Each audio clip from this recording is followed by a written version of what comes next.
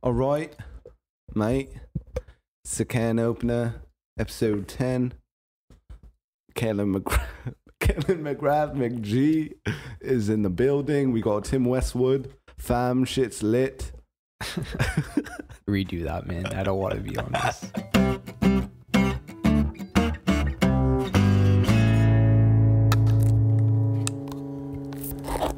All right, we're actually starting now. Okay. For real? Starting right now? I think you should really start doing a countdown, man. I hear that in your podcast, and there should be like a quick 3, 2, 1. Boom. You think so? Yeah. Why? Because I think your guests. That's like the, I don't know. Like, I usually play the one. intro. I like your intro. I like your intro. I'll be honest with you though. When you first played your intro, I was like, that's not you. What do you mean? Why? No, but I took that like I liked. Okay, but that was the why first did you time. Have that initial reaction though? Because it's just not what I expect. If somebody would have told me what is the can opener intro, that's not what the first thing that would have came. But doesn't it fit perfectly? It does.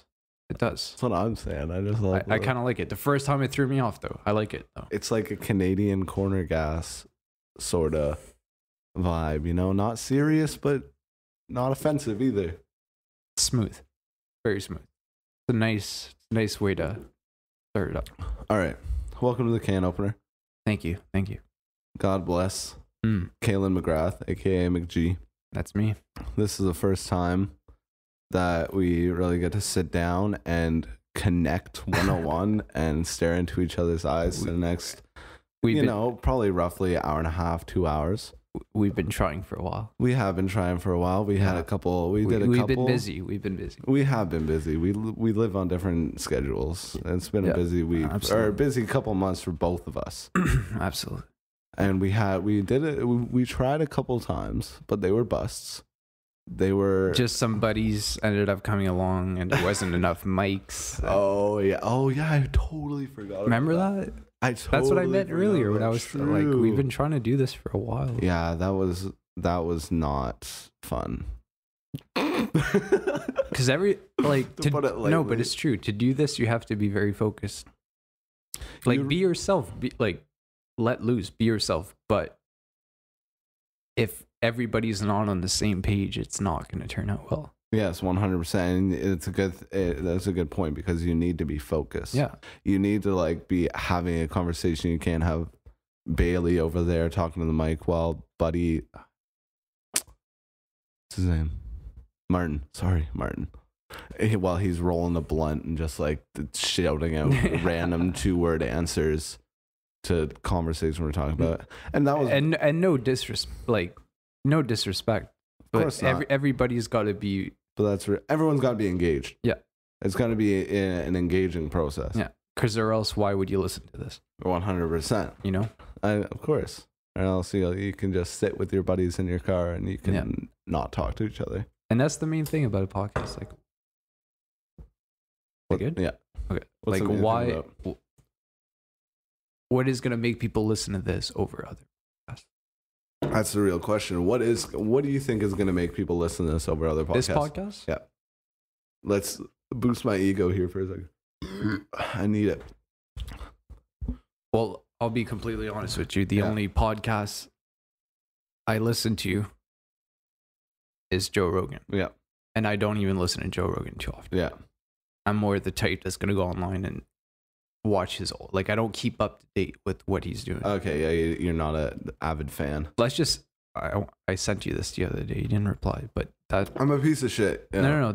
I just want a disclaimer for everybody who knows me that sends me texts. He's very bad. I don't respond to my mother, and I love her very much. It's bad.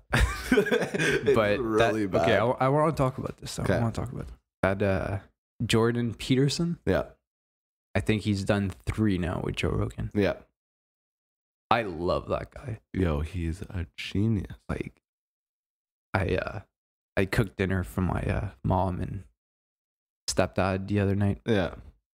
And it was a good night. And I made them watch. We all watched it together. We watched that's so good. the first time he appeared on the show. Yeah. and it was them talking about the gender pronouns. Oh yeah, that were implemented into the Canadian rule of law. Yeah. And what did your as school teachers, what did your parents think about that? That's hard to say. Did you have a conversation with them? Because they didn't know. They didn't, like, there's a bunch of them. Those gender pronoun, like the Z and the... Yeah, but they understand the social climate of which transgenderism is... And I'm on the same page. Like, I don't agree with that. Okay, so... I agree... Wait, take it back. What don't you agree with? I don't agree with forcing those pronouns to be used. You know what? Jordan Peterson said a fucking very beautiful thing. I think it was that podcast or it was the podcast after. They're all good. They're all good. But he said that in law, you can tell someone not to do something. You can tell someone not to drive 15 kilometers over the speed limit. Mm-hmm. You can tell someone to do that, but you can't tell someone what to do. Yeah. Which is using these pronouns for these people who identify as whatever gender you want to identify as. You cannot legally, I mean, I guess you can now because it's in our law, but it shouldn't be allowed to tell people what you have to do. You just have to say what you cannot do. Yeah. But it's really crazy with him because it's like, I agree with what he's saying. And it's almost like every argument that is posed against him, like, I agree with as well. Like what do you mean? Like, I agree that if a person who identifies as such, and wants to be called as such, you know, you should refer to them as such. Yeah. You know what I mean? Yeah. But to force that seems ridiculous. It kind of gets divisive at that point, and right? we're bending the English, like we're creating words. We are creating words, and that's, I don't know. Like, I agree. Out of respect, I'm going to call you Kaelan. If you don't want to be called Kaelan, I'm not going to call you Kaelan, right? Just out of a human-to-human interaction every day. That's just what you're going to do. Yeah, but people are labeling him as like a neo-Nazi. Yeah, and it's ridiculous. Like, it's almost like they're not hearing what he's saying. Like, I agree for equal rights for everybody. You want to be called that? Yeah. That's cool. Yeah. You know? Yeah. For everything. But you can't tell me to do that. No. But, like, if you want to be referred as that, I will refer to you as that. But, like, I don't know.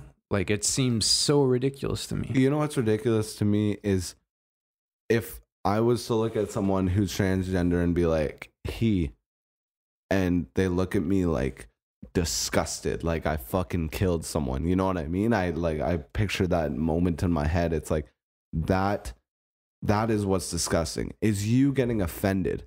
You know what I mean? If some person called me a she over the phone, I'd be like, I'm not a she, but thanks anyway. You know what I mean? Like, I wouldn't get offended by the fact that someone doesn't know what to call me.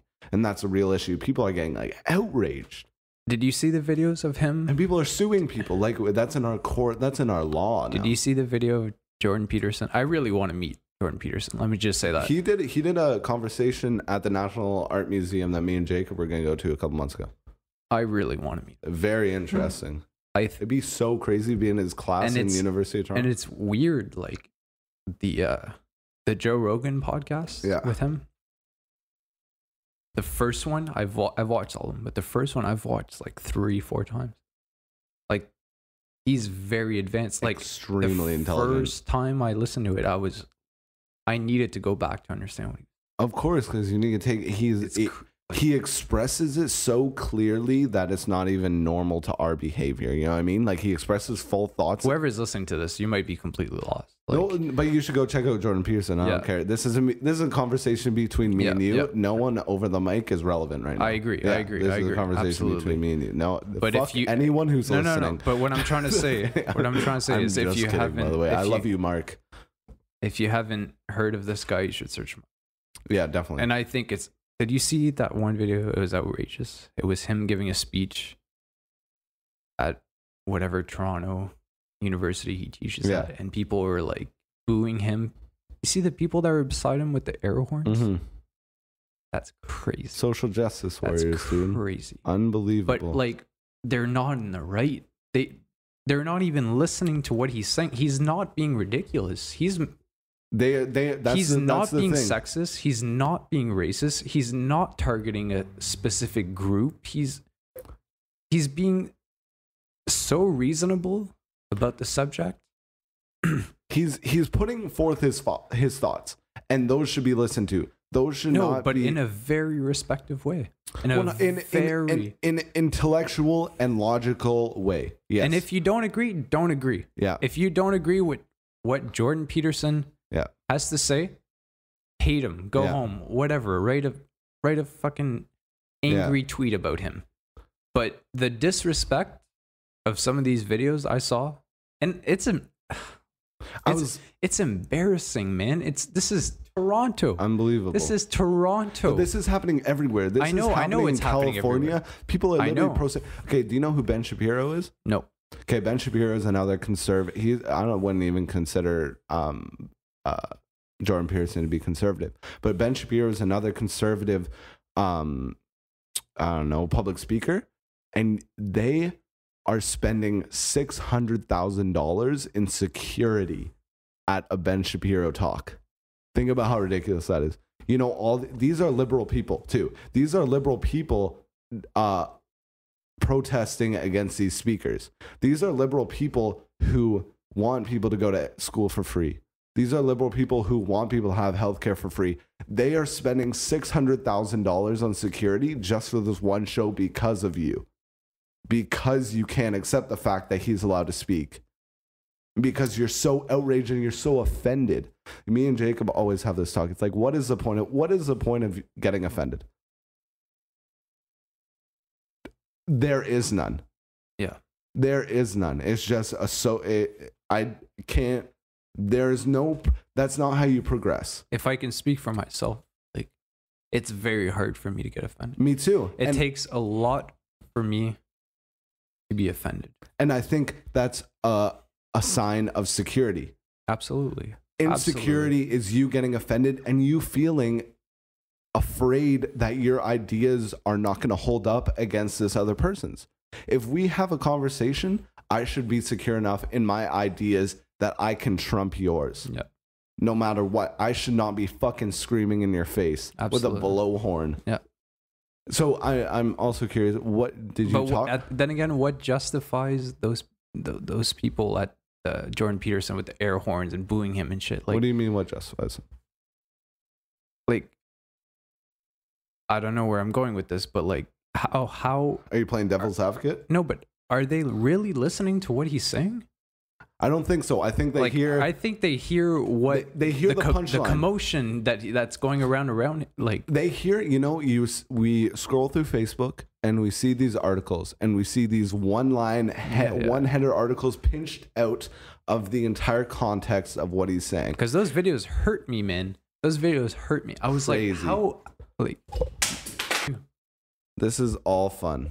Okay, so where were we at? Okay.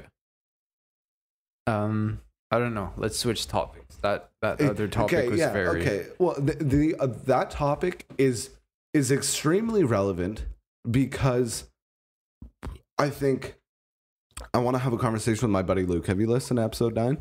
No. Go listen to episode 9. I think you'll be very interested. What's the title of that one? Yingin' and Yangin'. Yeah, I haven't. Yin and Yang. There's a negative and a positive. It was a very good episode. You've been having some good some good people on here, man. 100%. It's just my friends. God bless, I know, but God like, bless everybody I surround myself with, like you, like Luke, like Jacob, like. But they're like, besides Jacob and Liam, I think it was. Yeah. I don't know any of these people, and they're like, who is that? The ones in your music program?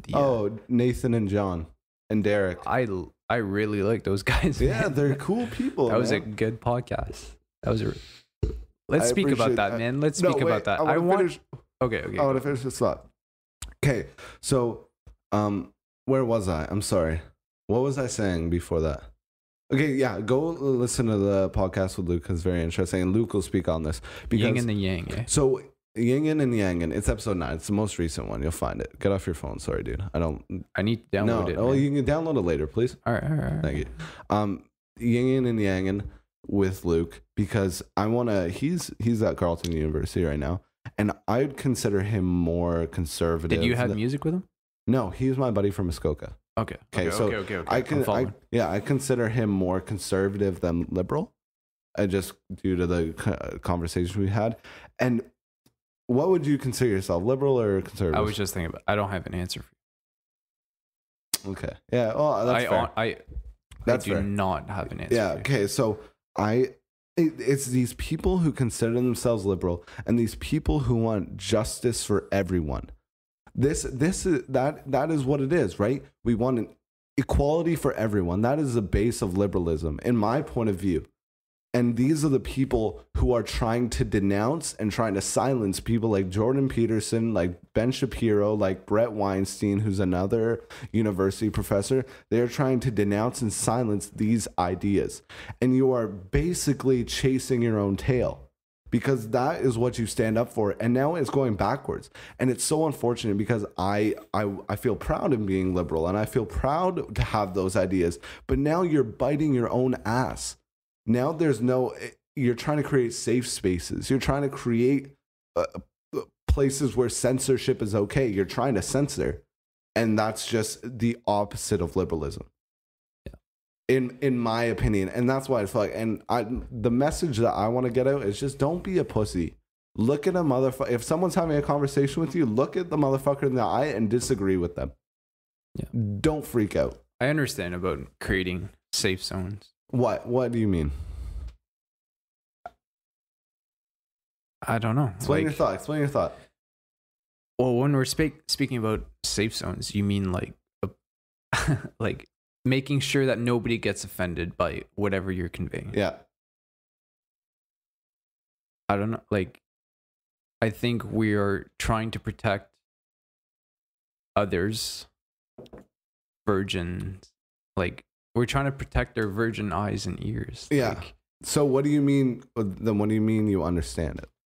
You understand why it's happening? Or no. You agree with the concept?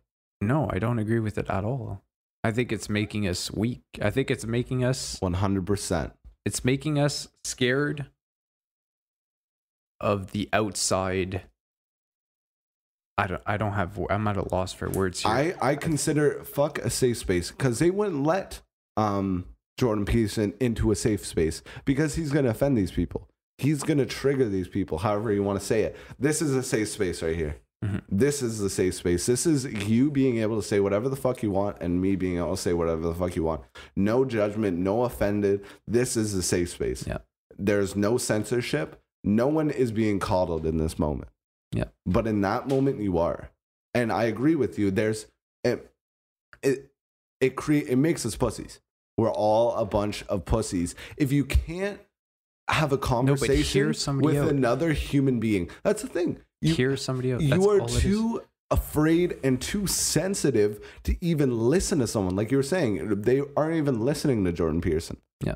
They are too offended and too sensitive to even take the second. But that's everywhere, man. That's being like my mother and stepfather are teachers. They're high school teachers.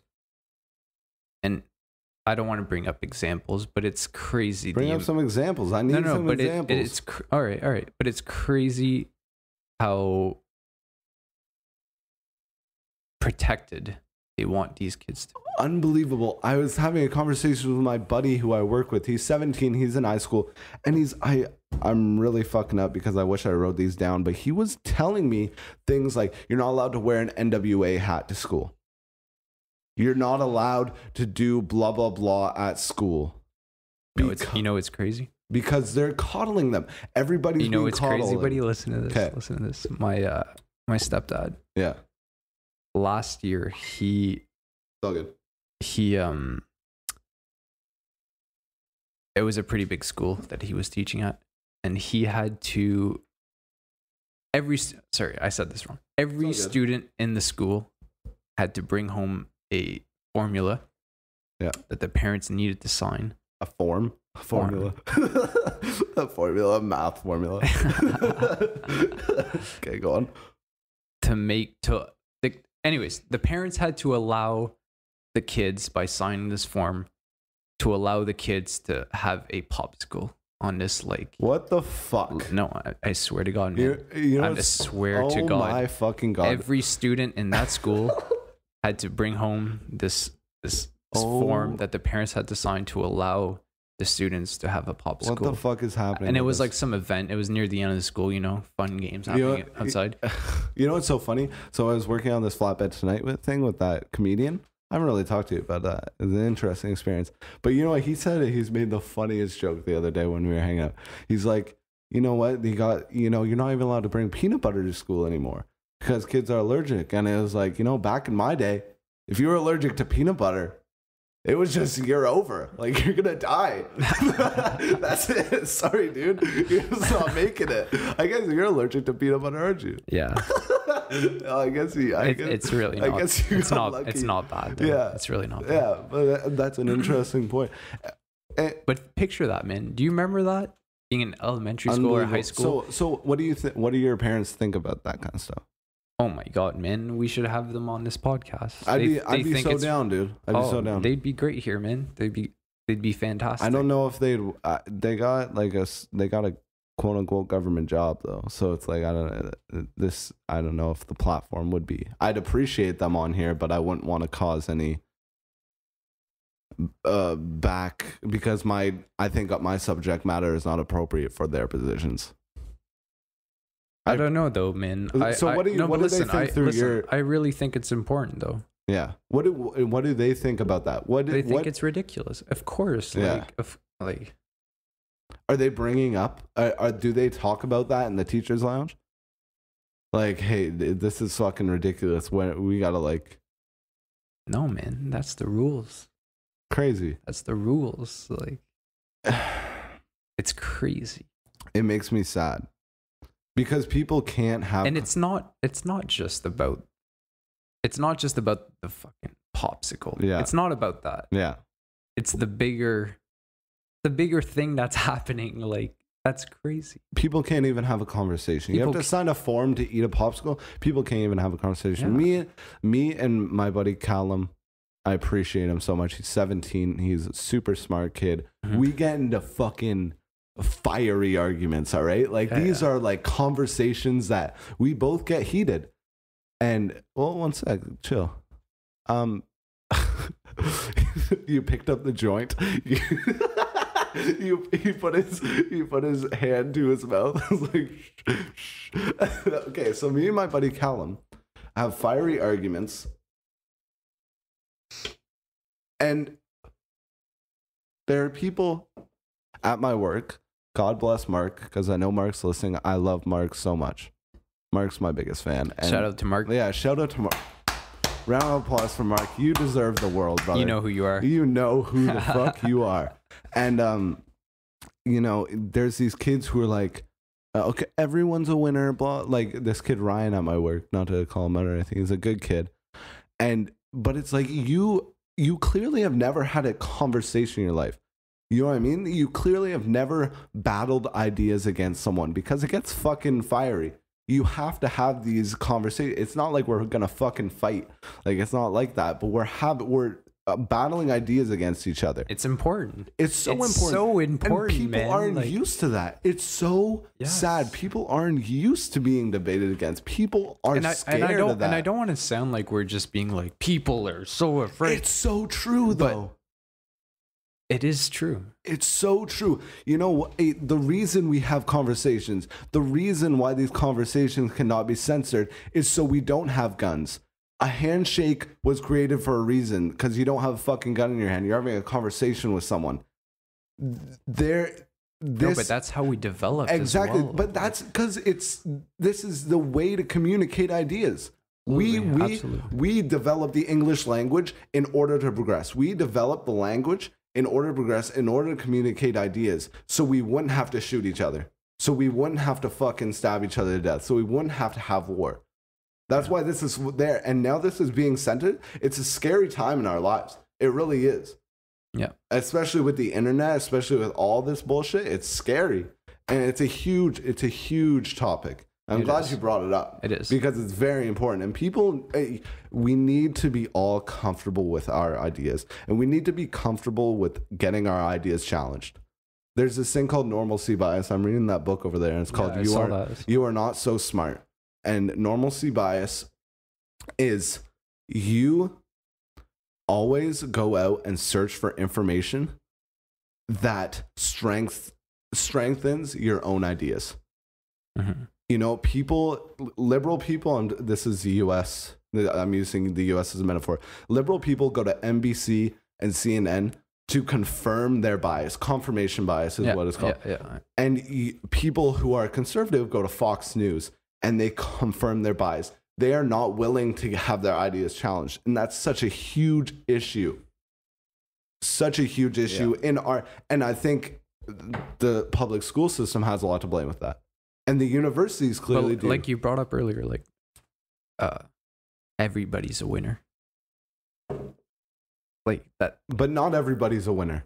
You gotta lose. Exactly. You gotta fucking lose sometime. That's You're gonna fucking eat shit. It's good for you to lose. It is healthy for a youngling to lose. The only way I've ever learned in my entire life is to make mistakes. Absolutely. That is the only way I've ever learned in my entire life.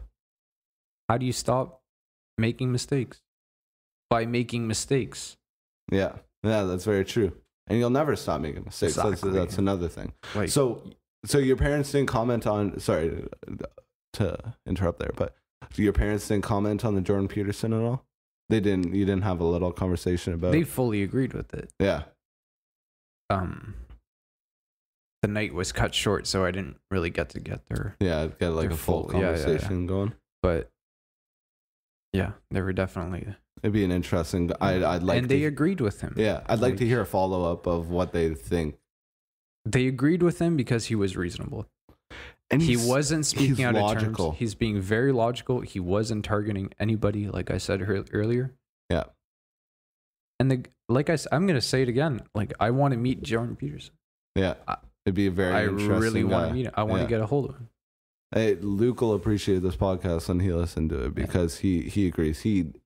I would say Jordan Peterson is one of the most impactful people in his life, and Luke is an extremely intelligent person. I hear a lot of good things about this Luke guy. I was talking to my mom on the way here a couple months ago about Joe Rogan. I was like, Jordan Peterson and Joe Rogan, and my mom's like, I love Jordan Peterson. I listen to Jordan Peterson all the time.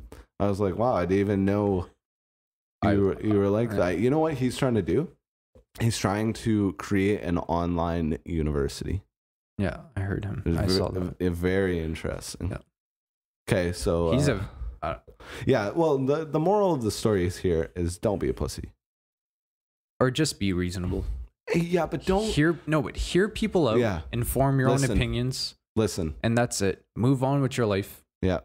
Listen, reflect, don't react. Yeah.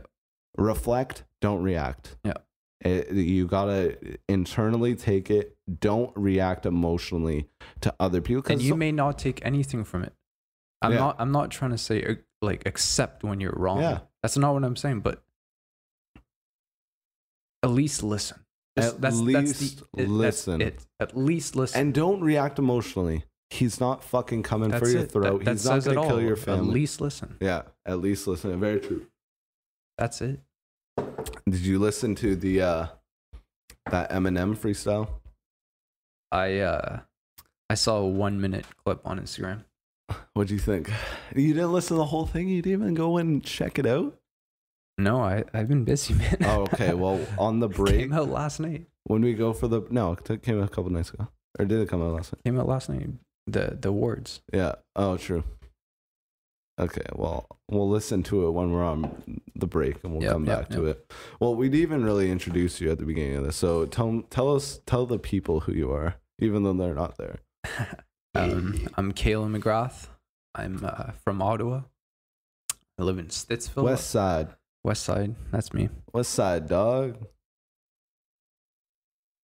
West Side.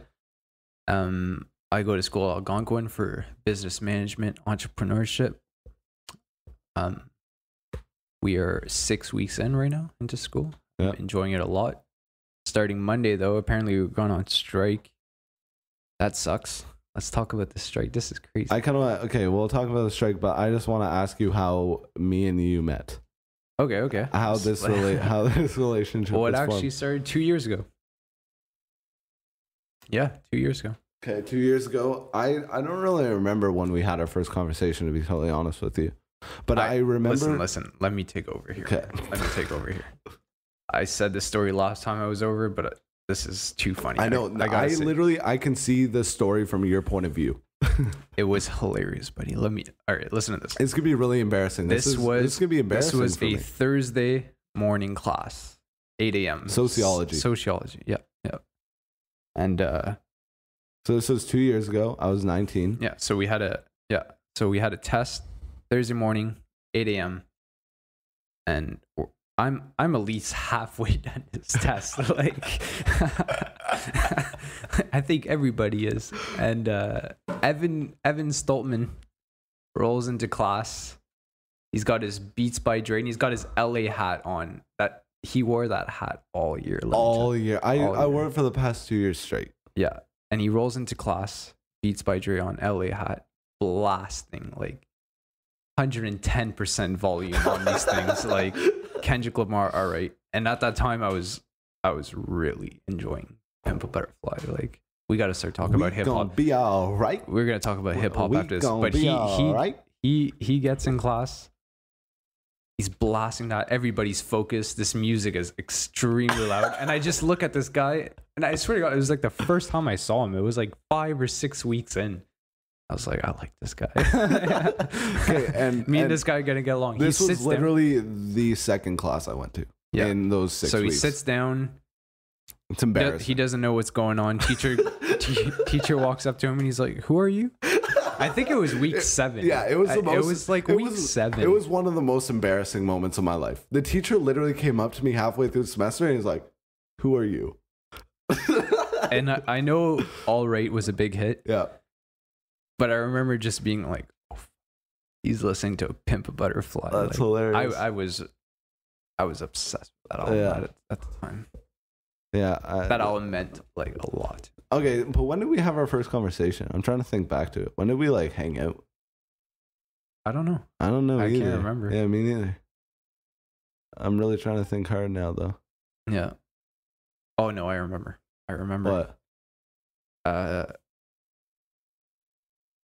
What was we had John, that good teacher, for both semesters. Yeah. And the second semester was economics. Yeah. What was the first semester? What did he teach us? It was just Canadian politics. Yeah? Yeah. Okay. We had a project together. Okay. It was you, me, and Isaiah. Oh, true. And we were chilling in E-Commons. Yeah. Second floor. True. And Isaiah was like super gay. He was hitting on you and I didn't want you to read. That's the only thing I can remember. If you're listening, sorry, man. No, he's not listening. Whatever. He's gay. I hope he accepts it. Yeah. It was a very uncomfortable situation for me. Nothing against gays, obviously, but like it was a weird situation for me. Paying footsies with Kaelan under the table. No. No, he was playing back. That wouldn't happen. It was college, bro. You gotta experiment. No, man. Not accurate. Okay. Anyways, but I remember, yeah, man, Student Commons, E-building. We were on the second floor. Yeah, I remember that too. And we were talking about Illmatic. True. And I remember you and I went out for a smoke or whatever. Yeah. And I think we rapped together an entire verse of New York State of Mind. Remember that? I don't remember that, but I do remember that.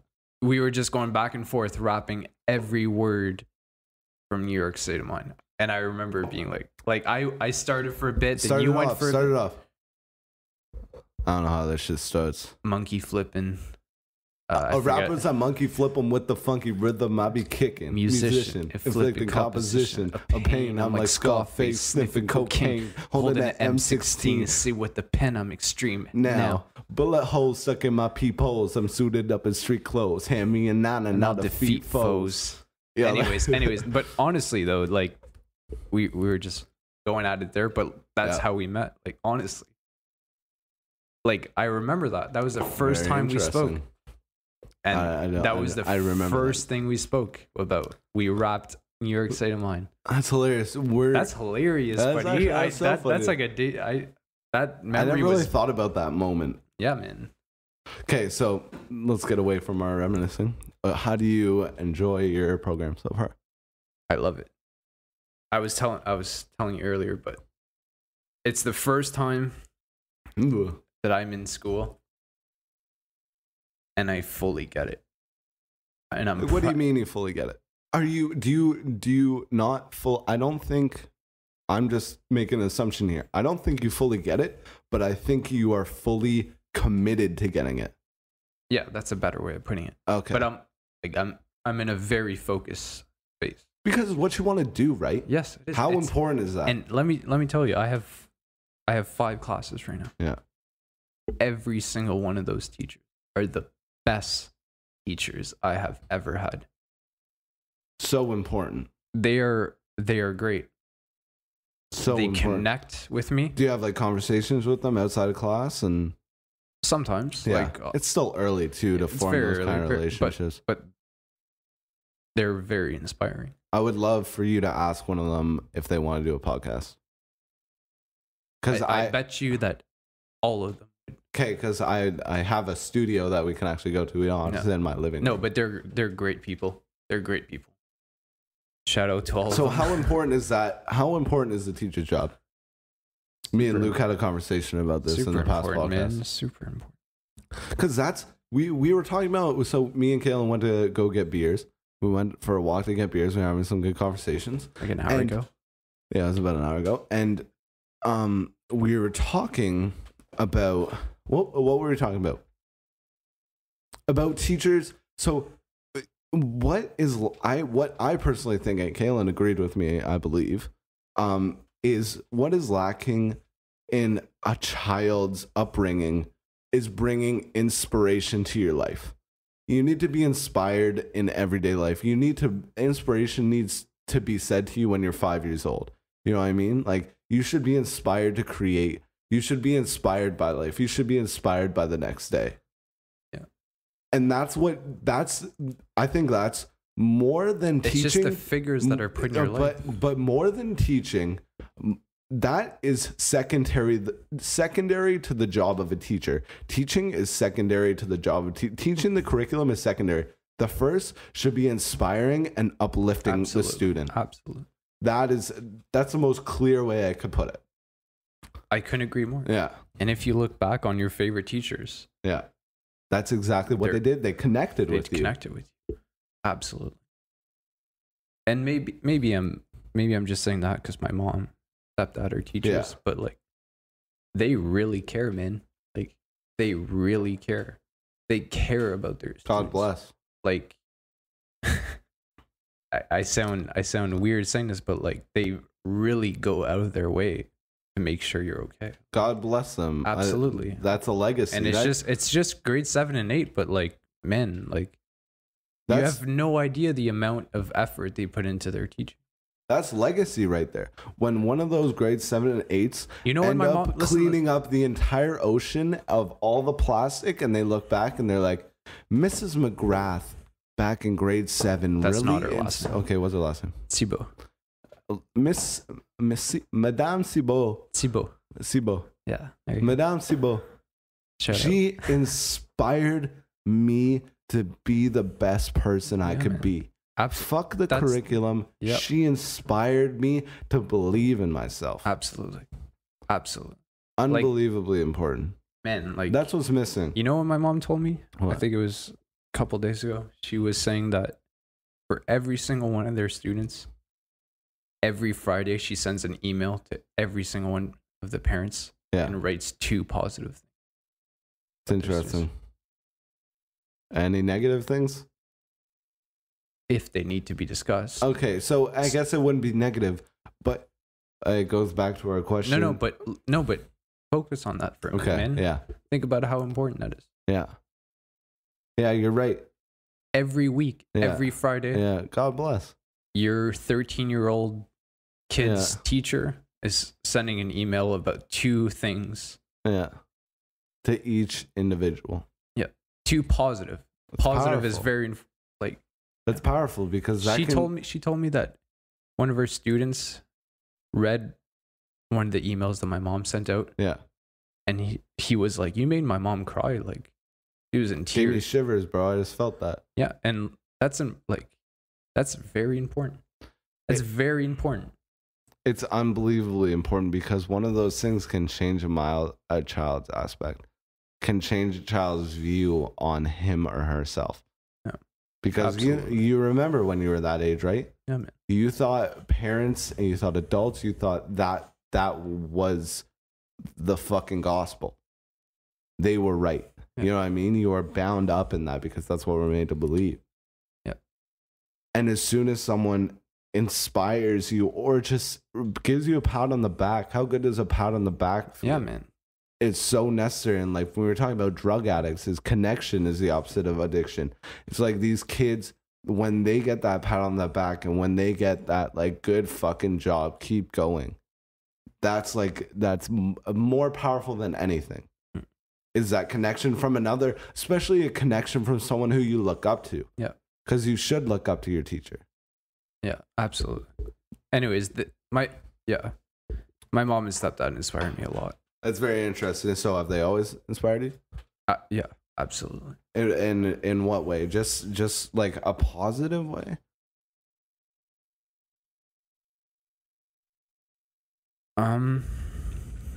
That's I don't know in which way. They're very logical about everything. Yeah. They don't emotionally react. No. And I don't know, man. They're just very caring people. Like they really listen to what you say. Yeah. They really listen to what you say. And my parents have never been strict. I've never stepped out of the boundaries. I've always been very respectful, but I could speak to them, man.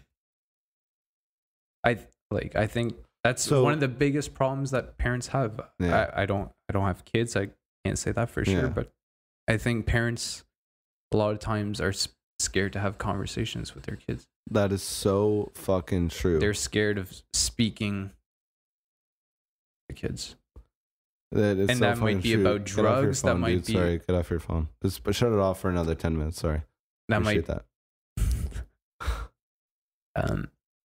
Yeah, that could be about any subject.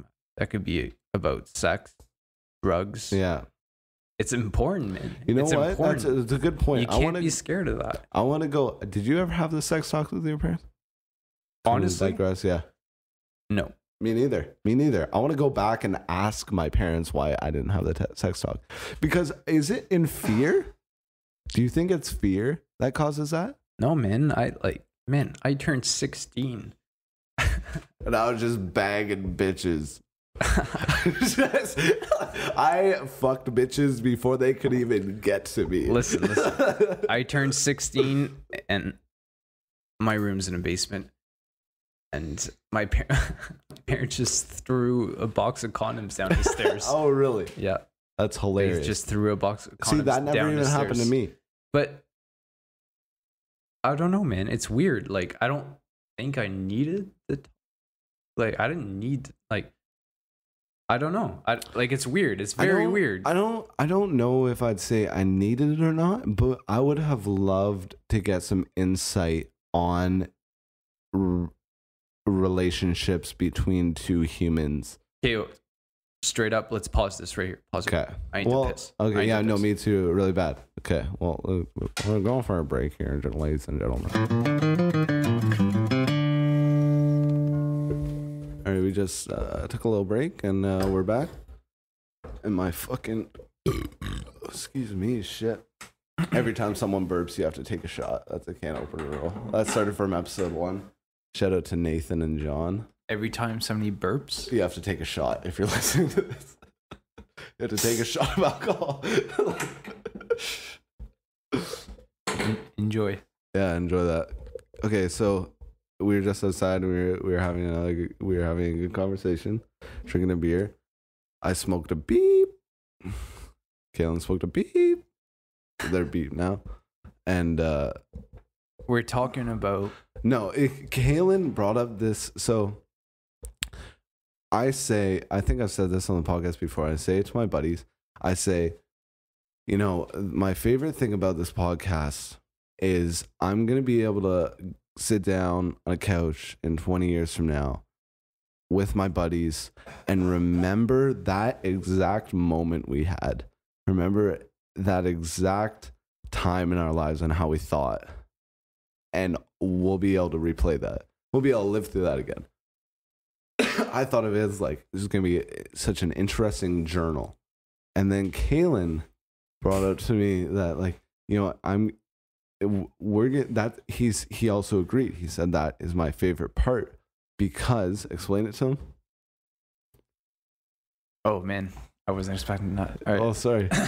Okay, well, I'll finish.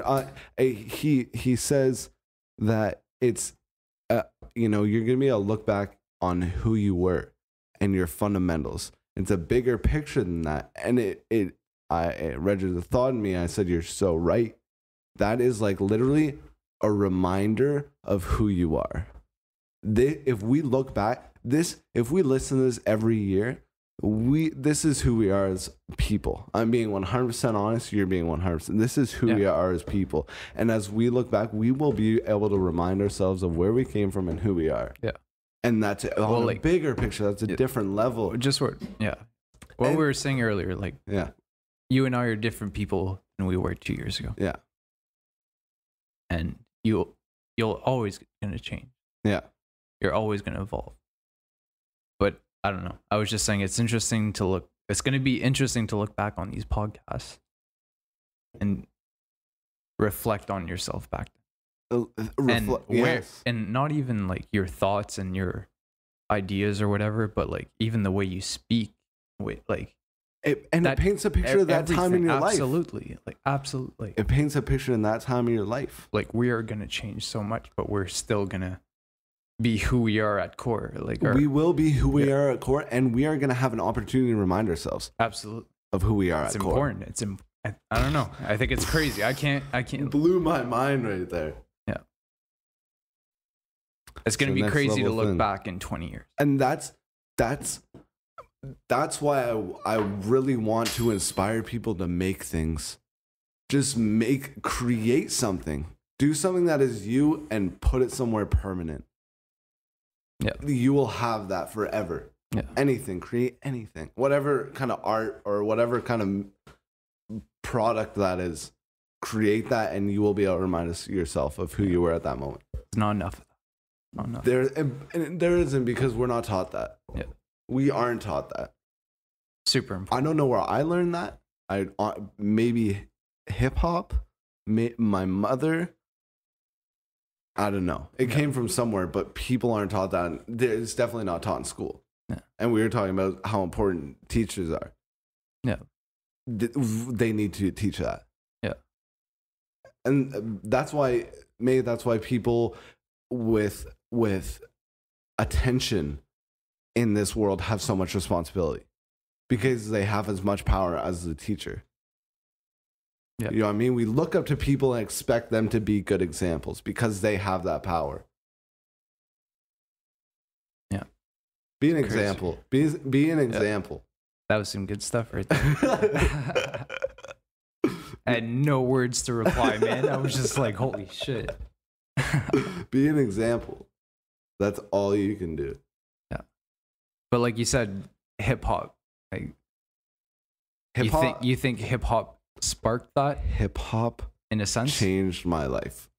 See, okay, I have such a deep connection. Okay, listen, this is part 2 of the podcast. All right, I've been wanting to lay this down for a while. I really want to have a hip hop discussion. Like, listen, I really want to sit here. Okay. And like we just said, we're gonna be able to look back on this in 20 years, reflect, blah blah blah. I want to lay down my music thoughts right here, right now, for everybody to hear, for myself to hear. This is important for me to lay this down right here. I want to talk hip hop, honestly. Okay, well, let's do it. So, what was the first question you initially asked me? I don't know, man. I forget. Hip hop.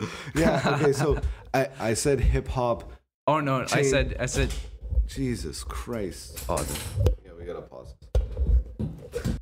What's happening? Oh, that was so funny. Are we back on? Yeah. All right. Fuck. So I said hip hop changed my life. Yeah. And I agree. Like, and it's like, listen to this. I'm gonna break it down. I'm passionate about the subject, and you know when fucking like these new rappers are like, I'm a student of the game. Yeah. I'm not saying I'm a rapper, but like we really study this stuff. Like, I don't think people understand, man. Listen, I'm from Canada, Ottawa. I live in Stittsville. Okay. You live in Stittsville. What is it? A white ass suburban neighborhood?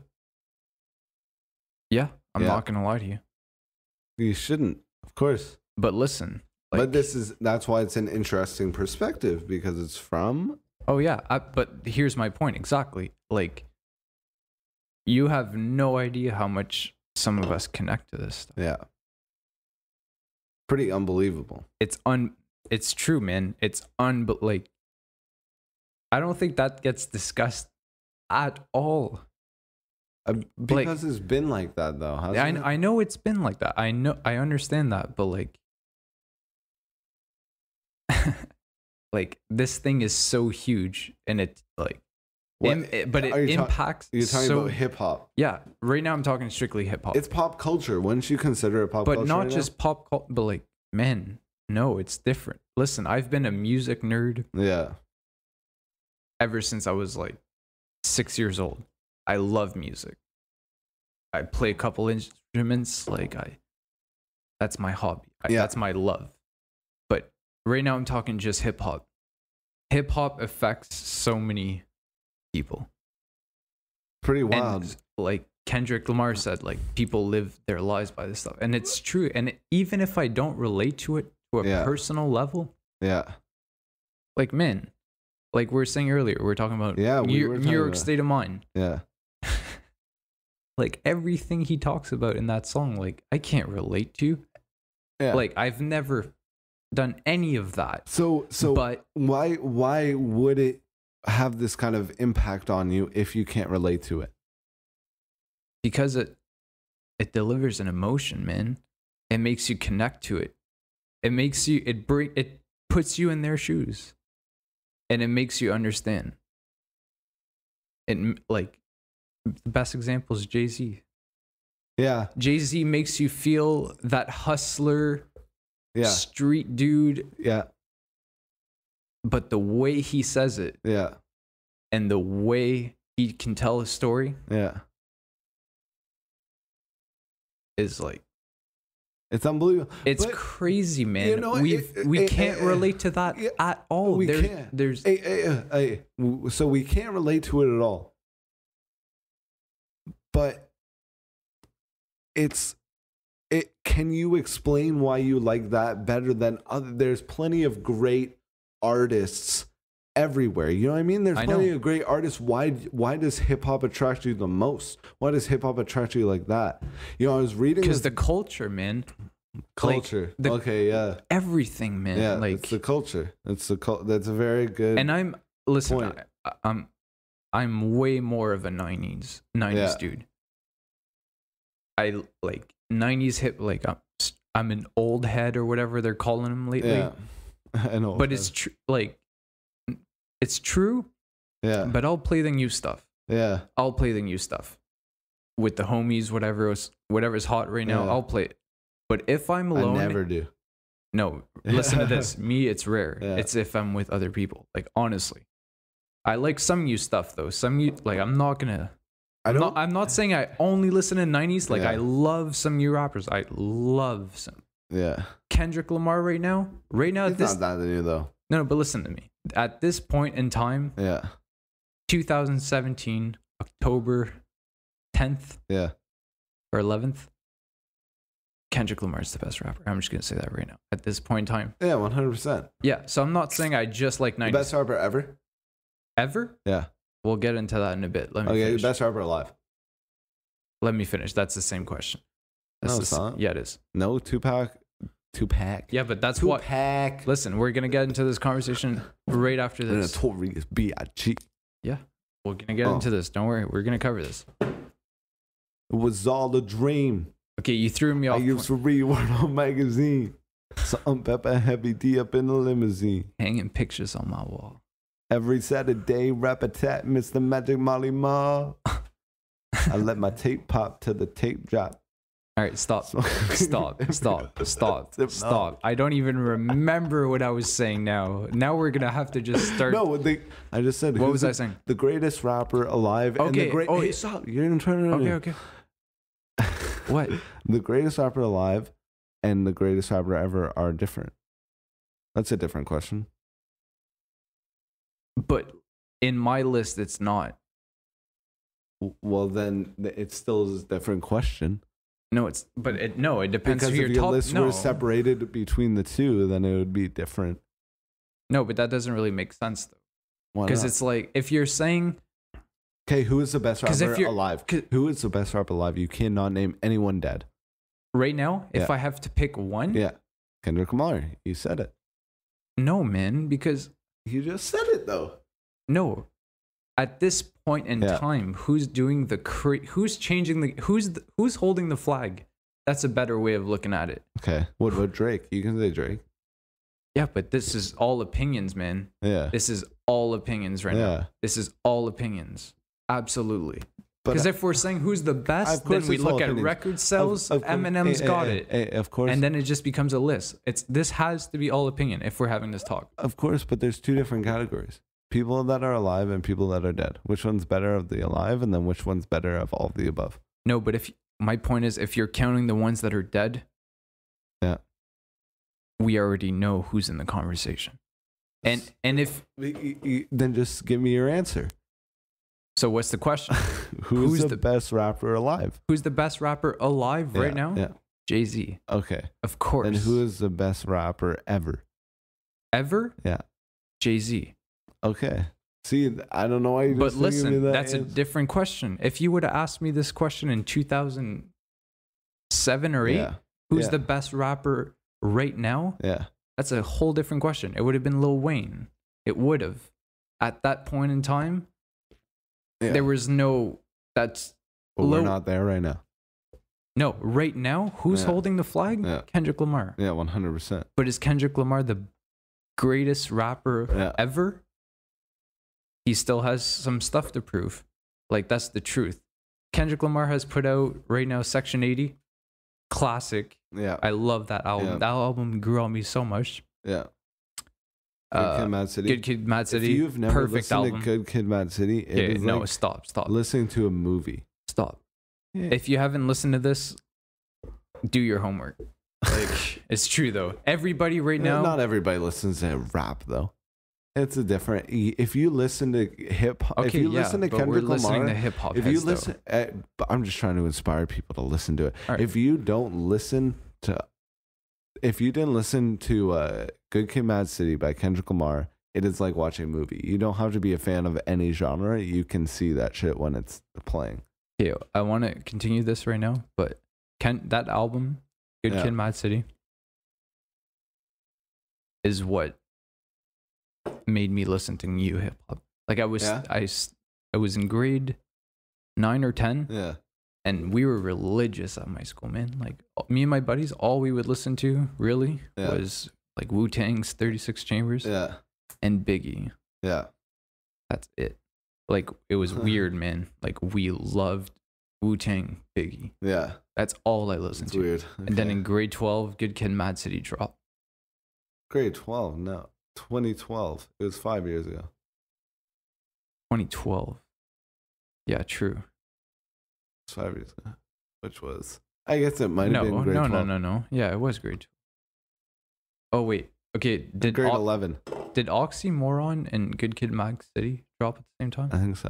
At the same year. Anyway. Okay, well, whatever. I don't know. Yeah. But I think was grade 12, we started listening to Good Kid, Mad City. Yeah. That was crazy. I remember I slept on it. I still, because the album I got into was To Pimp Butterfly. And as soon as I listened to To Pimp Butterfly, I was like, I need to go listen to all of Kendrick Lamar because it's like the greatest album. Your hip hop history isn't as long as mine. Like I haven't been listening to as long as you. I know. I haven't explored as much as you. Oh, I know, absolutely. I definitely haven't. Listen, I definitely haven't. Though. Listen, I know you know music, bro. I'm not questioning. I know you. We connect on a music level that's like, I don't know. Yeah. Me and this guy understand music. Bottom line. Yeah, music we appreciate. Yeah. But Good Kid, Mad City was crazy. Changed things for us. Like, that was it, man. Like, that's what made me listen to other stuff. True. We were only listening to Wu-Tang and Biggie. Like, honestly. We were really young, though, but that's it. I literally got into hip-hop when I was, like, grade 12.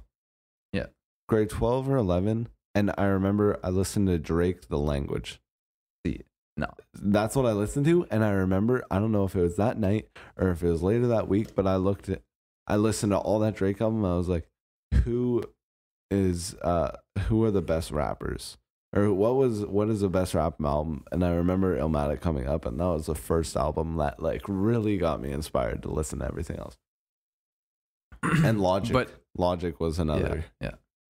But I think Illmatic though is what made me like hip hop, to like really really study hip hop, because Illmatic was listen to this, man. Like I was listening to Joe Budden Academics. What show do they have right now? What's Everyday Struggle. Yeah, I was listening to that, and Joe Budden said something like, oh, I forget.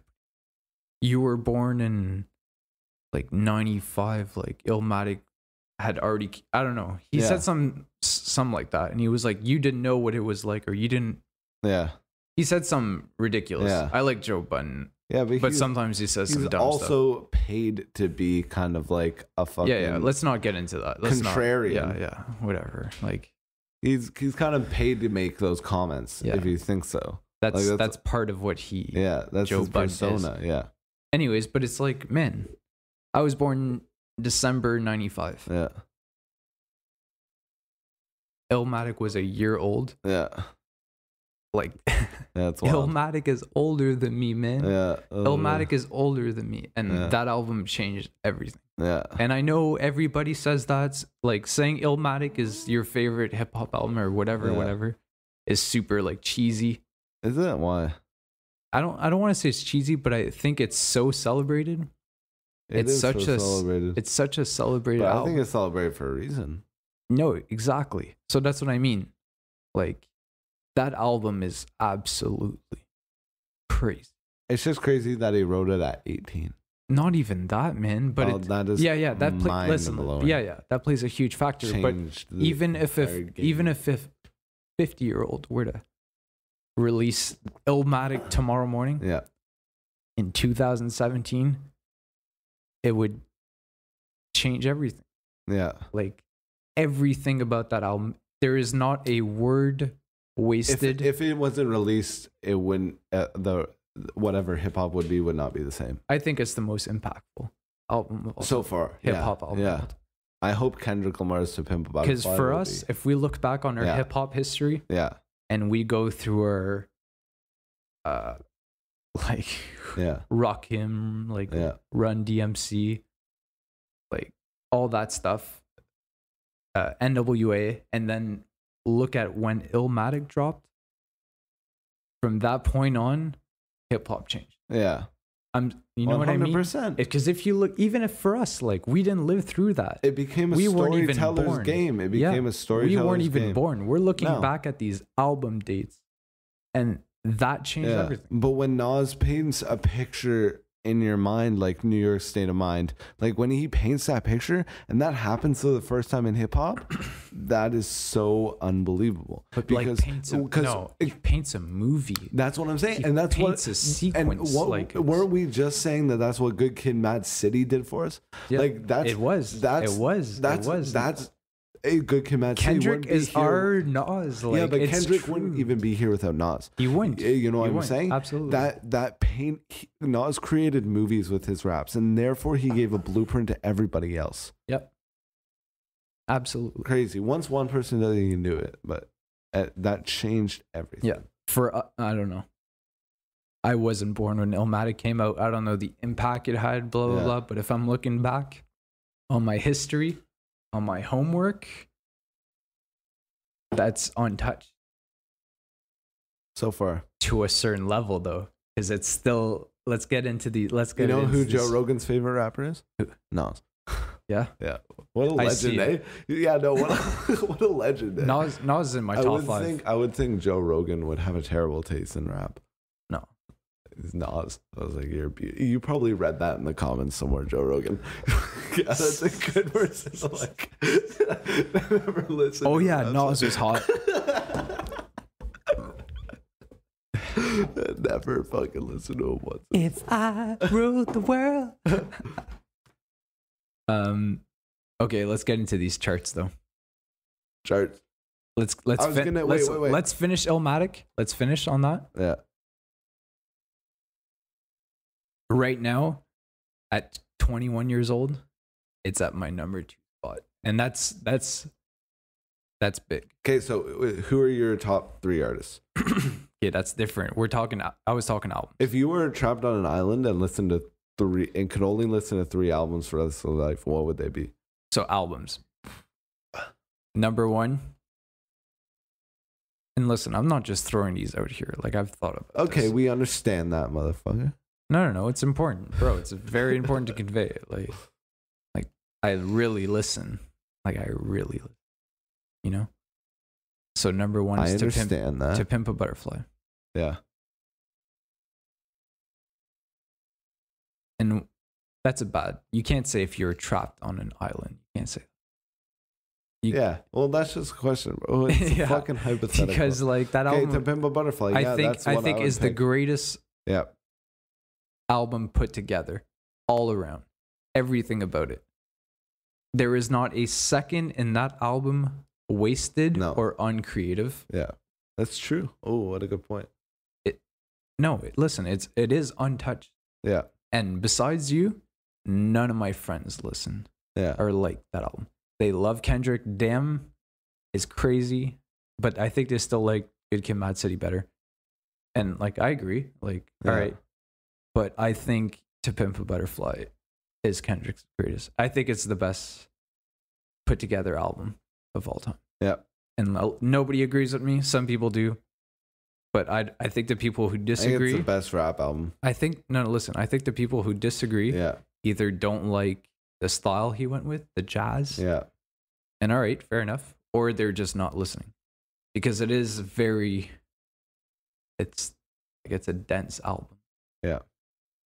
You're not going to get it on your first listen. Or you might, but there's so much. You will never get it. Like read or listen to every single. Yeah. It's crazy. Yeah. It's crazy. It has to be in my opinion, like it's got it is. It's crazy. Artistically and creatively and the message and the impact. And every song grows on you, man. Every single song. And that's literally, when you say studied, I literally sat down and I would go to work like an hour early. I'd sit on the bench in front of my public school. Yeah. And I'd Google and listen to that album. Be like, I want to go early so I can listen to that album before work. Yeah. See, I really didn't enjoy it. That's why I said you either didn't take your time or you just don't like the style. Yeah. I didn't take my time. Yeah. I didn't get into it until like a year it came out. Yeah. A full year. Yeah.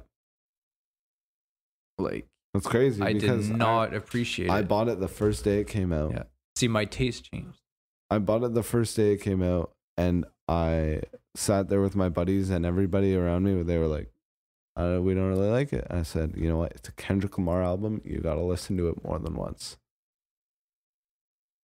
And that's all it takes. I'm also going to say this about the album. This is like pretty like nitpicky. Yeah.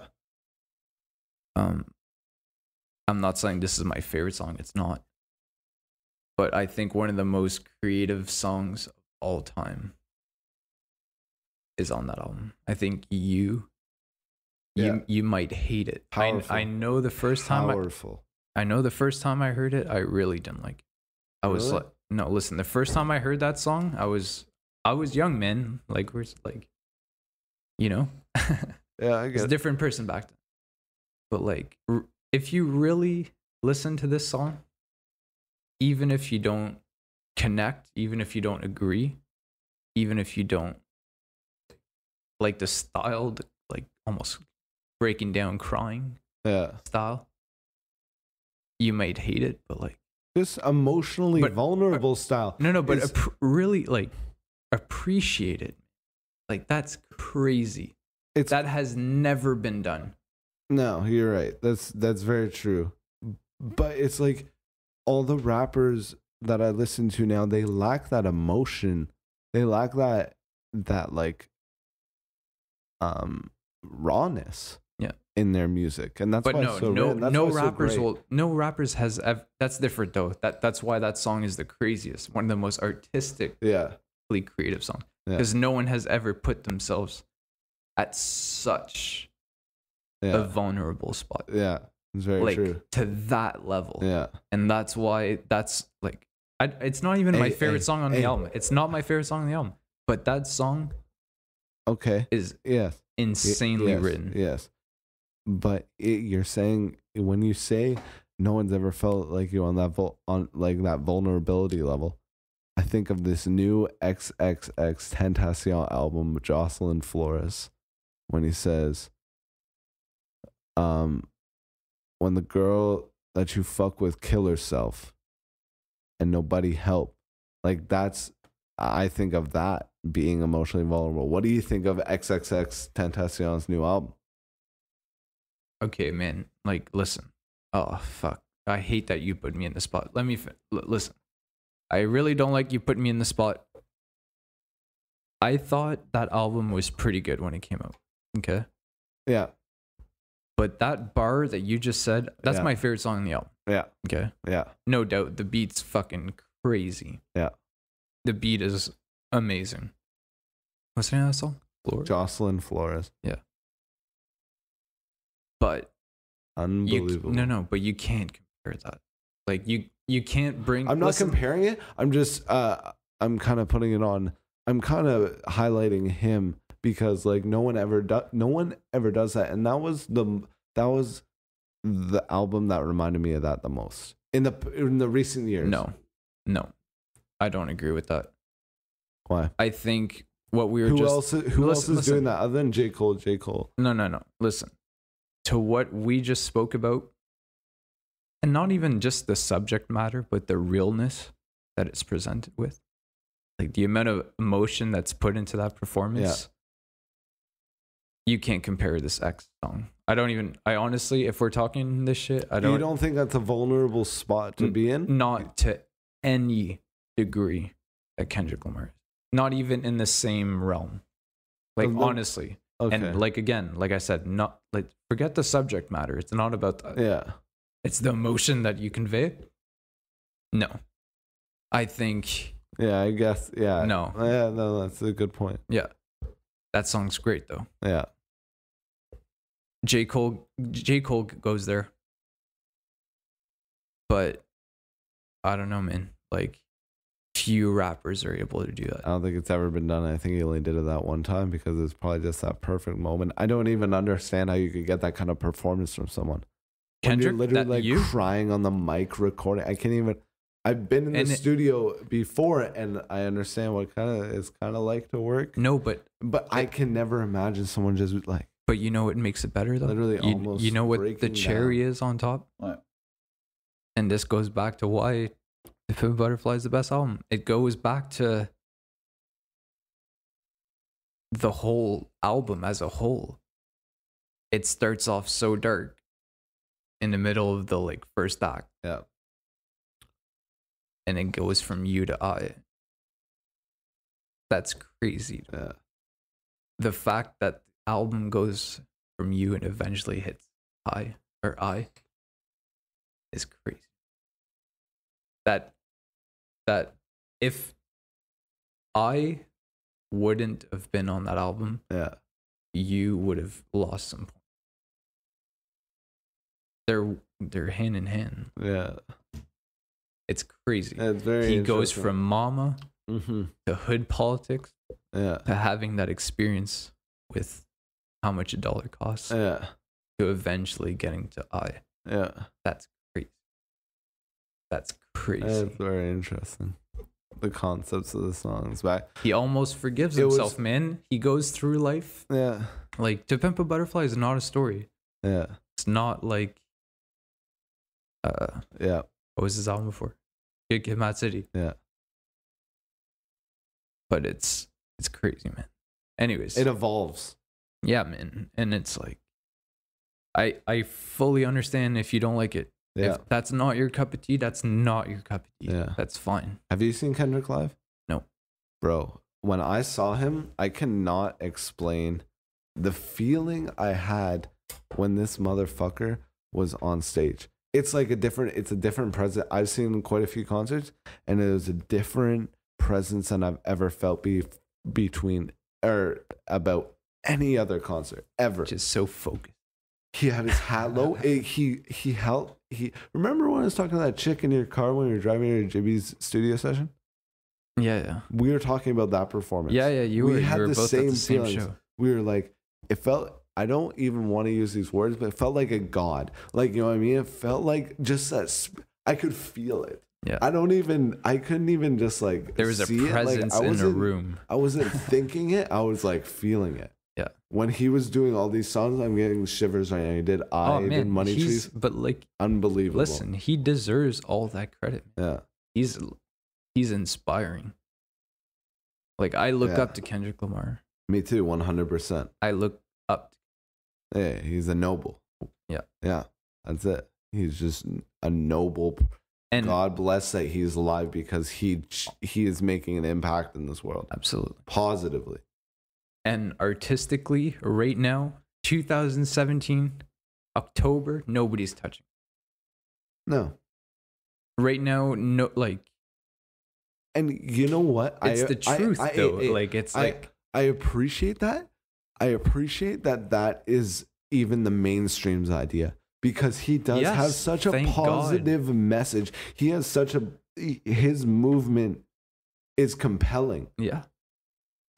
People are listening to him for a reason, and he's not talking bullshit. He wants to be a mentor for young kids. He wants to teach them right. It's amazing that he's even the mainstream is. I think the mainstream understands him because we have the internet now. But it's crazy, mostly, how he can do Pimp a Butterfly, come back from that with Damn, and kill everybody. It's the best album of the year. Like, listen, guys, 2017, like, Kendrick killed it. Yeah. He came halfway through 2017 with nothing. Yeah.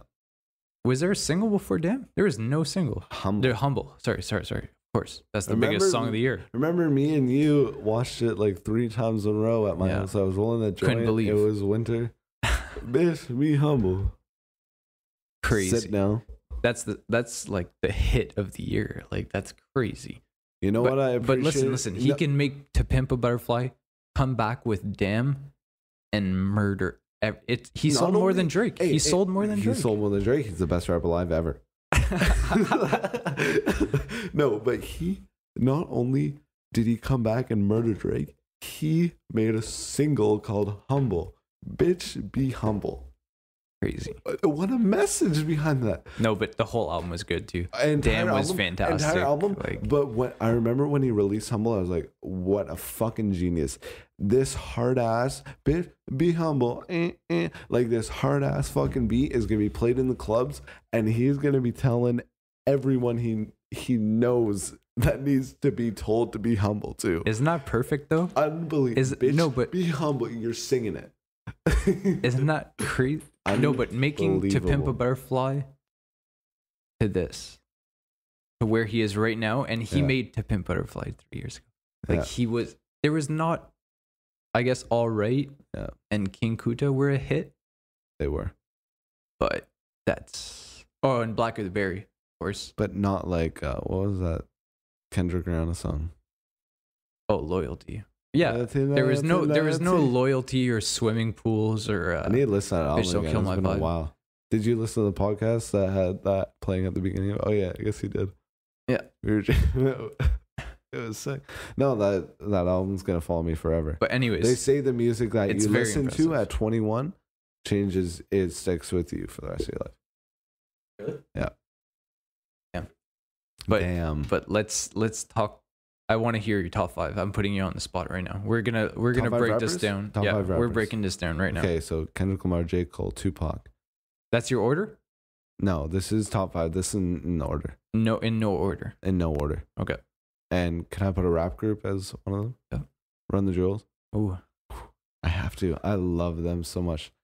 But then there's no room for Chance or Vince Staples or Mick Jenkins. So, or Kanye. Who's gonna be number 5? I want to say Chance, but I'm gonna go Kanye 5. So Kendrick, J. Cole, Run the Jewels, Tupac, and Kanye. Okay. All right. Yeah. So what do you think about that?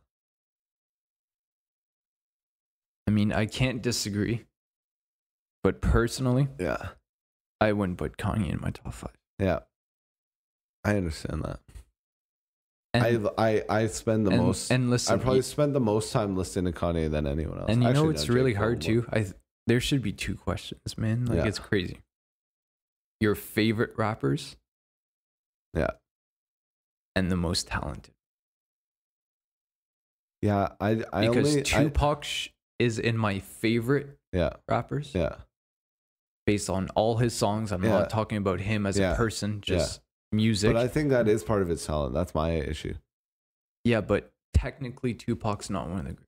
Technically, writing on paper, the amount of beats per minute he has, I know, is not what it's words per minute or whatever the fuck. But that, I don't even think that's talent. Okay, like it's a technical skill, but I think but he delivers. Is way more talented because of the attention he created and the message he sent and who he affected. That's what I mean. His message. That's what I mean. He's in my top 5. That's more talent to me than whatever. There's probably way better rappers that are battle rapping right now and like doing underground rap that are way better rappers than any of these rappers. Yeah, because that's not the talent. The talent is to be a person who impacts people like Tupac. That's what I'm saying. Yeah. So the question should be your top 5 favorite rappers. Yeah. Yeah, well, that's what it is. That's my top 5 favorite rappers. Yeah. But yeah, back to what I was saying. I would agree, except for. Yeah. Would you put Jay-Z in there? You would take out Run the Jewels, so I'm sure. I love Run the Jewels. You might not love Run the Jewels. I really like Run the Jewels, but they're not in my top. Yeah, when I saw them live, bro, they were the best live show I've ever seen. Kanye was number 2. Yeah, I'm gonna start off with my honorable mentions. No, so do number 5. Fuck your honorable mentions. No. 1 to 5. I need to get this across. I Trust me, I really need to get No, this. you're gonna do your 1 to 5 first, though, bro. Come on. Okay. Come on. I'm gonna put them in order. Okay. Okay, like I said earlier. Put some thought into this. Yeah, I did. I put a lot of thought into this. Okay. And before I start, let me just say that this involves everything you've done.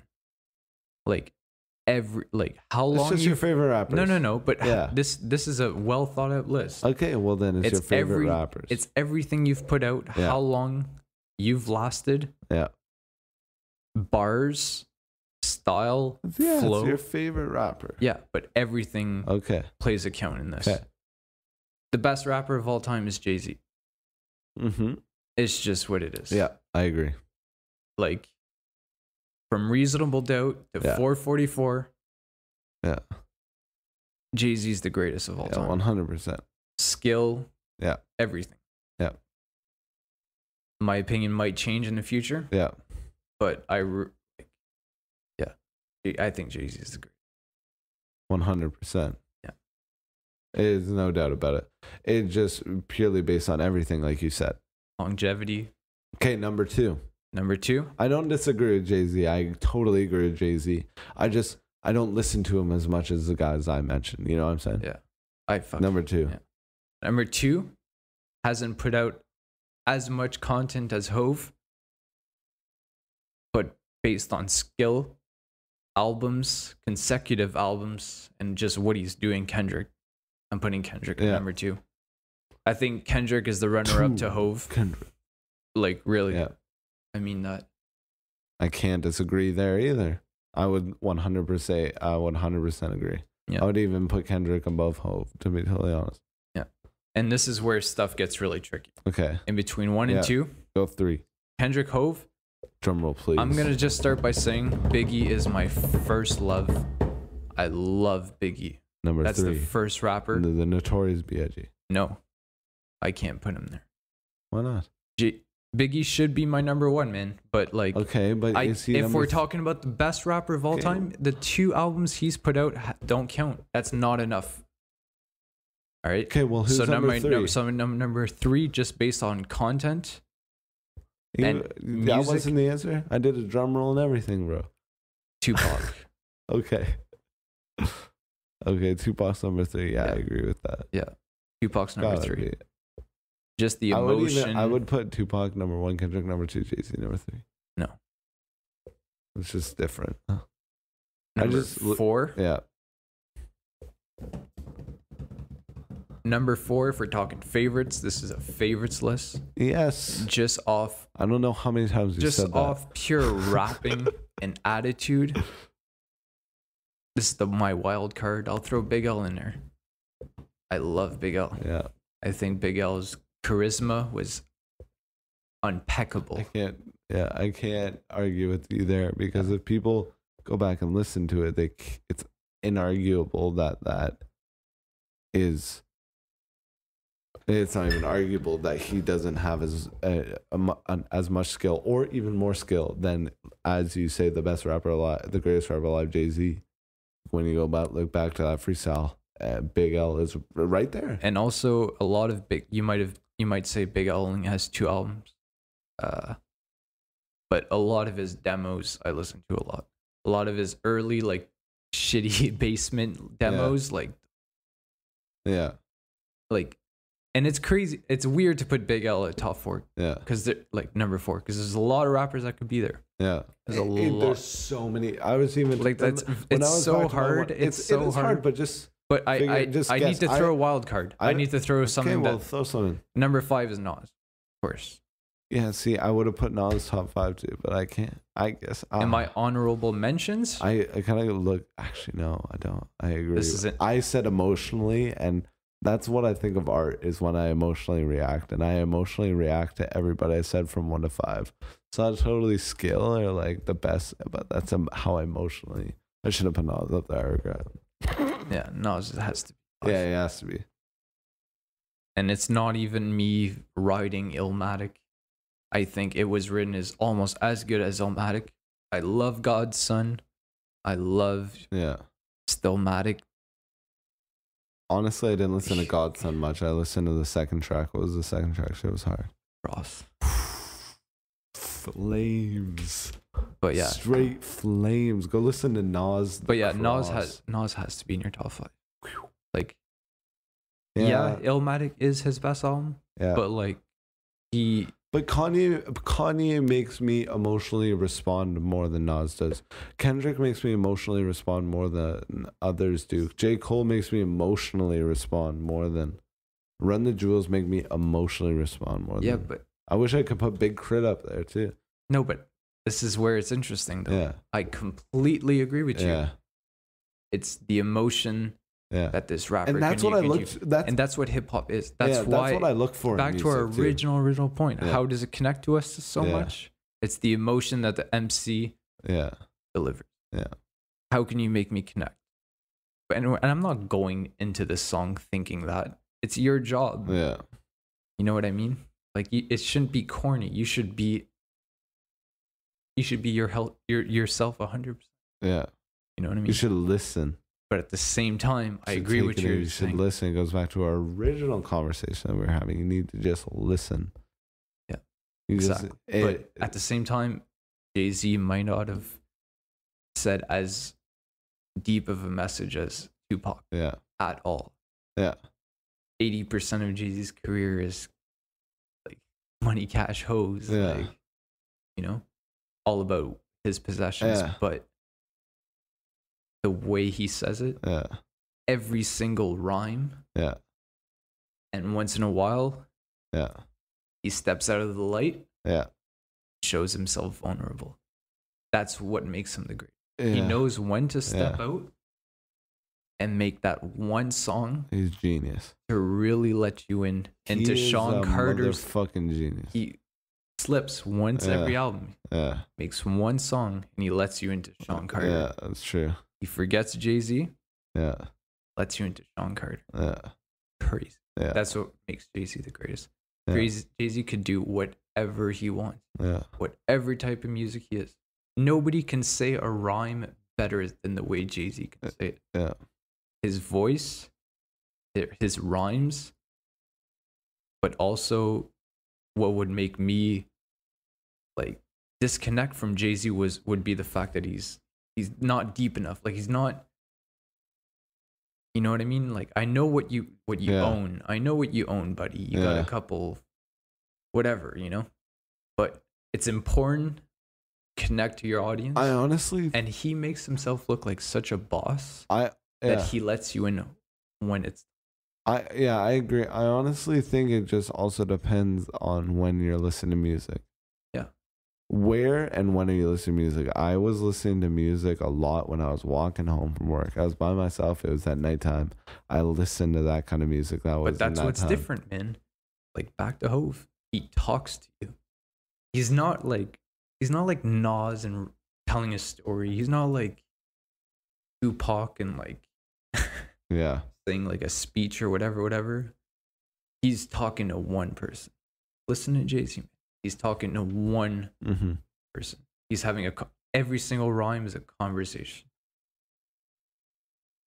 Like, buddy. Yeah, I wouldn't disagree that he's the best. We all listen to Can I Live? You know, The Evils. Can I Live? Yeah, Reasonable. That's great. But like, remember when I showed you No Hook? Yeah, I don't need no hook for this shit. That's crazy. You Must Love Me. You Must Love Me. Like I can't say I've listened to it. Buddy. I don't remember it anyway. I'm gonna get off the subject, but that at this point in time, I don't think.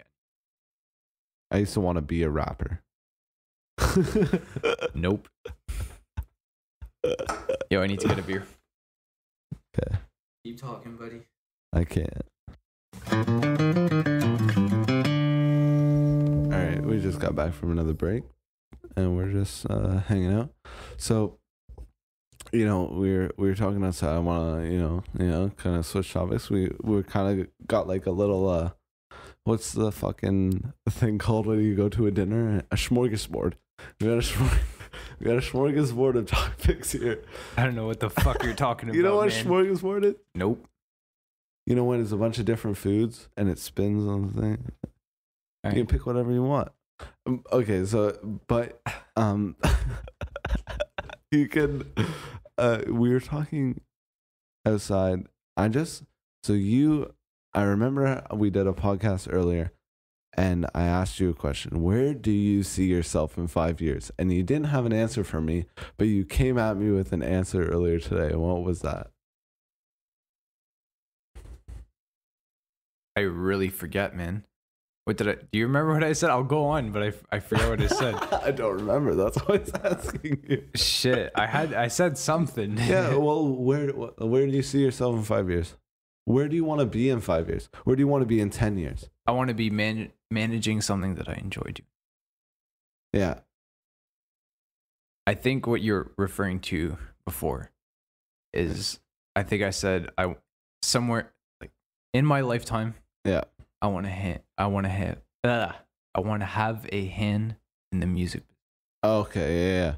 I think that's what I said. Yeah. But yeah. So what are the skills you're hoping to learn in your program to get you to achieve those goals? It's really hard to express that, but everything I'm learning in my program right now is very useful. Well, let me put it this way. Listen. You gotta remind him sometimes, Let me put this another way. What were you expecting going into this? I was expecting to learn exactly what I'm learning. Okay, you literally expected exactly what you're getting? Yep. I've never thought of like school in that way. Like it's really interesting, man. Like it's like, man, the chapters that I have to read in some of my classes, even at home. Yeah. Like the online textbooks that they offer us. It's some really interesting stuff. Yeah. And it breaks it down for you in a really, I don't know. It breaks it in in a human way. Like it's. I've had this conversation with other people though. And it's like, what do you think you learn more from at university? Do you think you learn more from what you learn in the curriculum or from the people you meet? That was going to be my other answer. Yeah.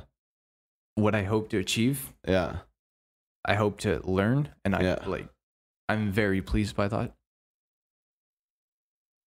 But I want to make a lot of connections. Yeah. There is a lot of cool people. Yeah. There is a lot of interesting. There's a lot of opportunities. 100%, and being around similar amount of people than you is so important. You know what I mean? You're not going to achieve anything without other people. I always refer to this. It's a fucking Simpsons. Did you ever see the Simpsons movie? Yep. The one where they get remember when locked into the city by this globe? Yes. They got domed. Yeah. Okay, remember when the native lady gives him ayahuasca? Yep. And he goes to sleep and he has that what's it called? Revelation? Yeah. I don't think that's the word they used. But he is getting ripped apart by these angry trees because he doesn't want to go back to Springfield and save everyone. Yeah. And he's like, this native lady brings him into this spiritual, he does fucking ayahuasca, he gets fucked up. And he says he's nothing without other people. That was the revelation he had through that movie. That's what that movie, I remember I didn't understand it when I was younger. Yeah. But now I understand he is nothing without any other people. And you are nothing without other people that you meet in that program. I believe you can't do anything alone. That is my belief. I completely agree. Yeah. You can't do anything in this life alone. Yeah. No matter what it is. But also, do you want to live? Do you want to live knowing that you might have missed out on an opportunity? You know what I mean? By that? You're like everybody in your class, everybody on campus. Yeah. Everybody. Yeah. So you want to? We're at a time right now where we are around more people. Yeah. Than we probably ever will. Yeah. Think about that. I bet it's going to be keeping getting more though than we have ever been though. Okay, right. You're right. Yeah. You're right. That's a good way of putting it. We are around more people than we have ever been. No, we but are I think it's more important right now because we're so young. And you know what's interesting? We're so young and we live in such a diverse place. Think about Ottawa. Canada is the most diverse country on the planet. I think it's just really important to look out for 100%. every opportunity. Have an eye out. Know who to keep around. Yeah. You know what I mean? Yeah. That goes a long way, man. And live with urgency, not desperation. Yeah. You got to be careful of some people, Absolutely. right? There are some motherfucking snakes. You got to be careful with some people, but me and Kenneth, you met Ken. I love that guy. Fuck yeah. Good Ken. guy. Oh, goddamn, Ken. I pulled up with my guitar trying to flex on him, and he just flexed on me. He's a beautiful musician. Yeah, really talented. We're gonna have him on. Have me on at the same time. What was I going on about?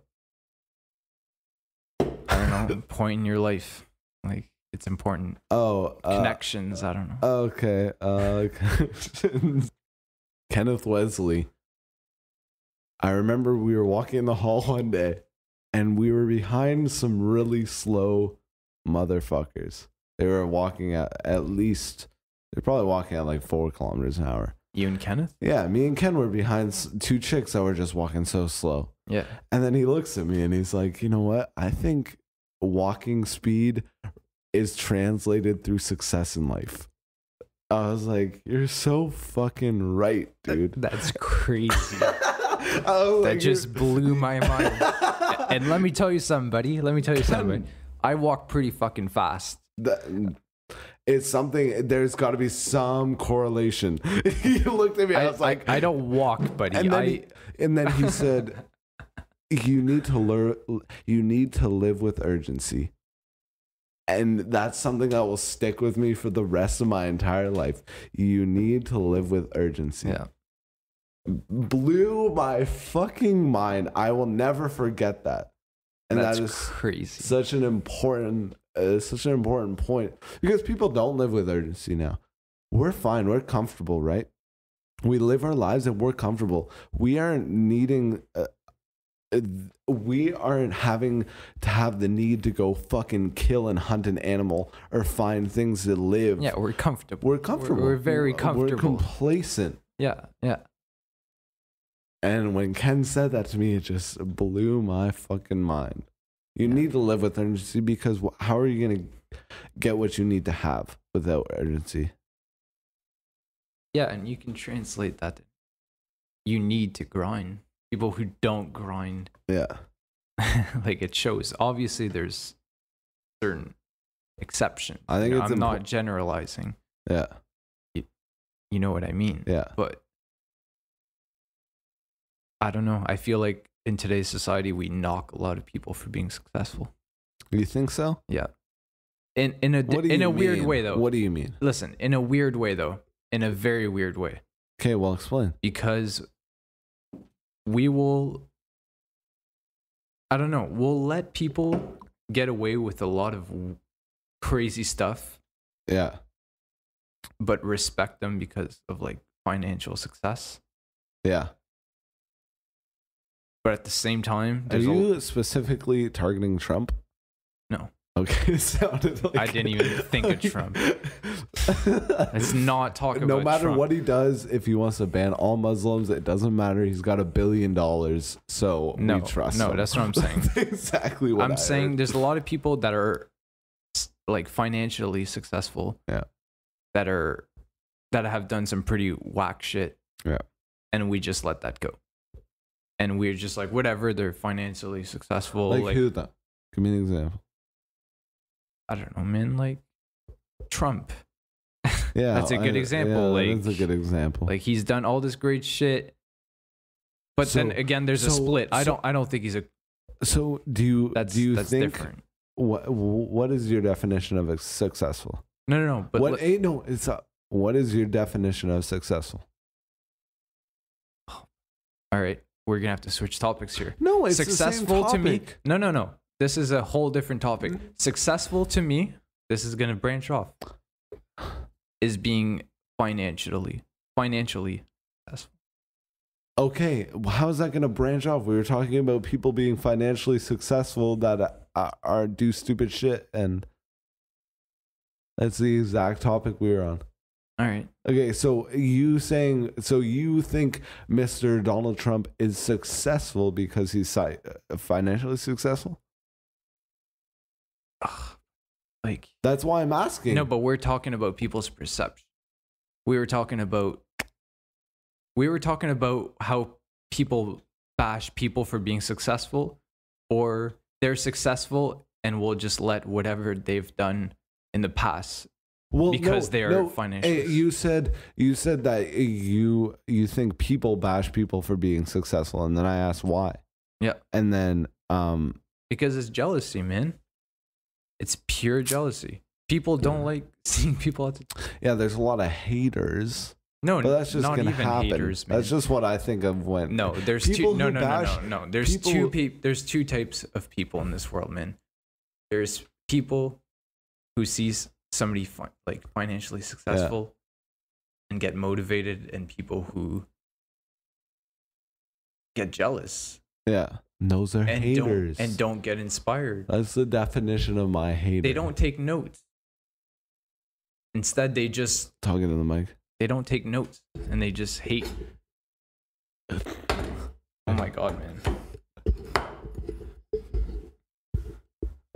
You know what I mean? Yeah, they're haters. Okay, if you want to put it like that, sure, they're haters. You know what I mean, though. Okay, so there's some haters in this world, but they're just idiots. Don't you think they're just idiots? That's the same. We're just using a different word for what we're trying to define now. No, but haters are different than idiots. If you I agree that haters are idiots. No, but if you get jealous over somebody's success, instead of being inspired, and you try to knock them on certain stuff, then you're an idiot. Yeah. 100%. You're a hater and an idiot. It's true, man. Like, an idiot. I don't understand that. So you said to be successful is to be financially successful. That's what I mean. That's a whole different topic. Because I think... No, that's not a whole different topic. So do you think Donald Trump is successful because he is financially successful? Buddy, that's the one weird example in the world. Like, that's literally the only... What about example? Do you know who Sheldon Adelson is? No. Sheldon Adelson is someone who who basically created Las Vegas. So he built on the sands of Las Vegas and he created casinos and hotels, and he has most of his money on China. And he doesn't give a fuck about his grandchildren's life. And he is a billionaire. Is he successful because he's financially successful? There's multiple. The Koch brothers donate $1 billion, $800 million to the Republican Party. Are they successful because they're financially successful, or do they just want to cut taxes and hurt the rest of the nation? There's plenty of examples. I don't think Donald Trump's the only weird example. No, but you're almost saying that if you're successful, you have to be a good person. There's a lot of shitty successful people out there. There's a lot of shitty. It depends what your definition of it. Hey, wait. We're all different, man. You gotta listen. You gotta not interrupt because there's only gotta be one person talking. I'm just saying that there's gotta be a different definition of successful. If your definition of successful was different, then that could be included into the equation. Listen, though, you asked me what my definition of successful is. Yes. I'm not a shitty person. Yes. My idea of successful is being financially free. Okay. So what if you don't make... I don't care what the Koch brothers are donating to. This is my definition. Okay. Yeah. You know what I mean? So, but if you later on in your life don't make the amount of money you want to, are you not going to consider yourself successful? No, man. No. That's what I'm asking. But listen, I have the mentality that I'm not going to stop.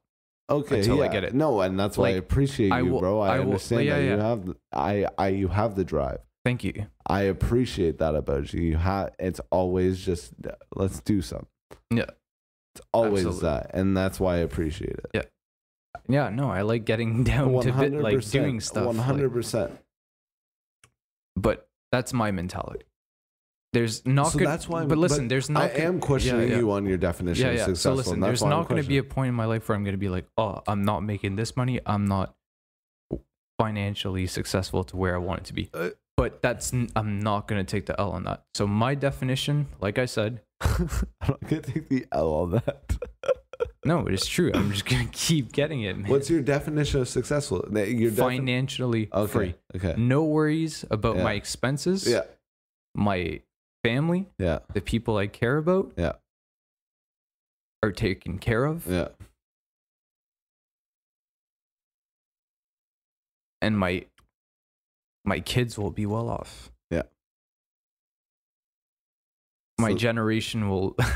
But that's what I'm saying. What if you don't do that? I'm not saying you won't do that. Okay. What if you don't do that? What if you're working a minimum wage job? This is very not obviously not near the likeliness of what's going to happen.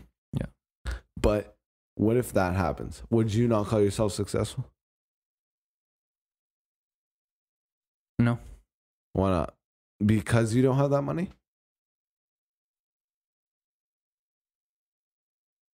I would consider myself successful. So you would still consider yourself successful?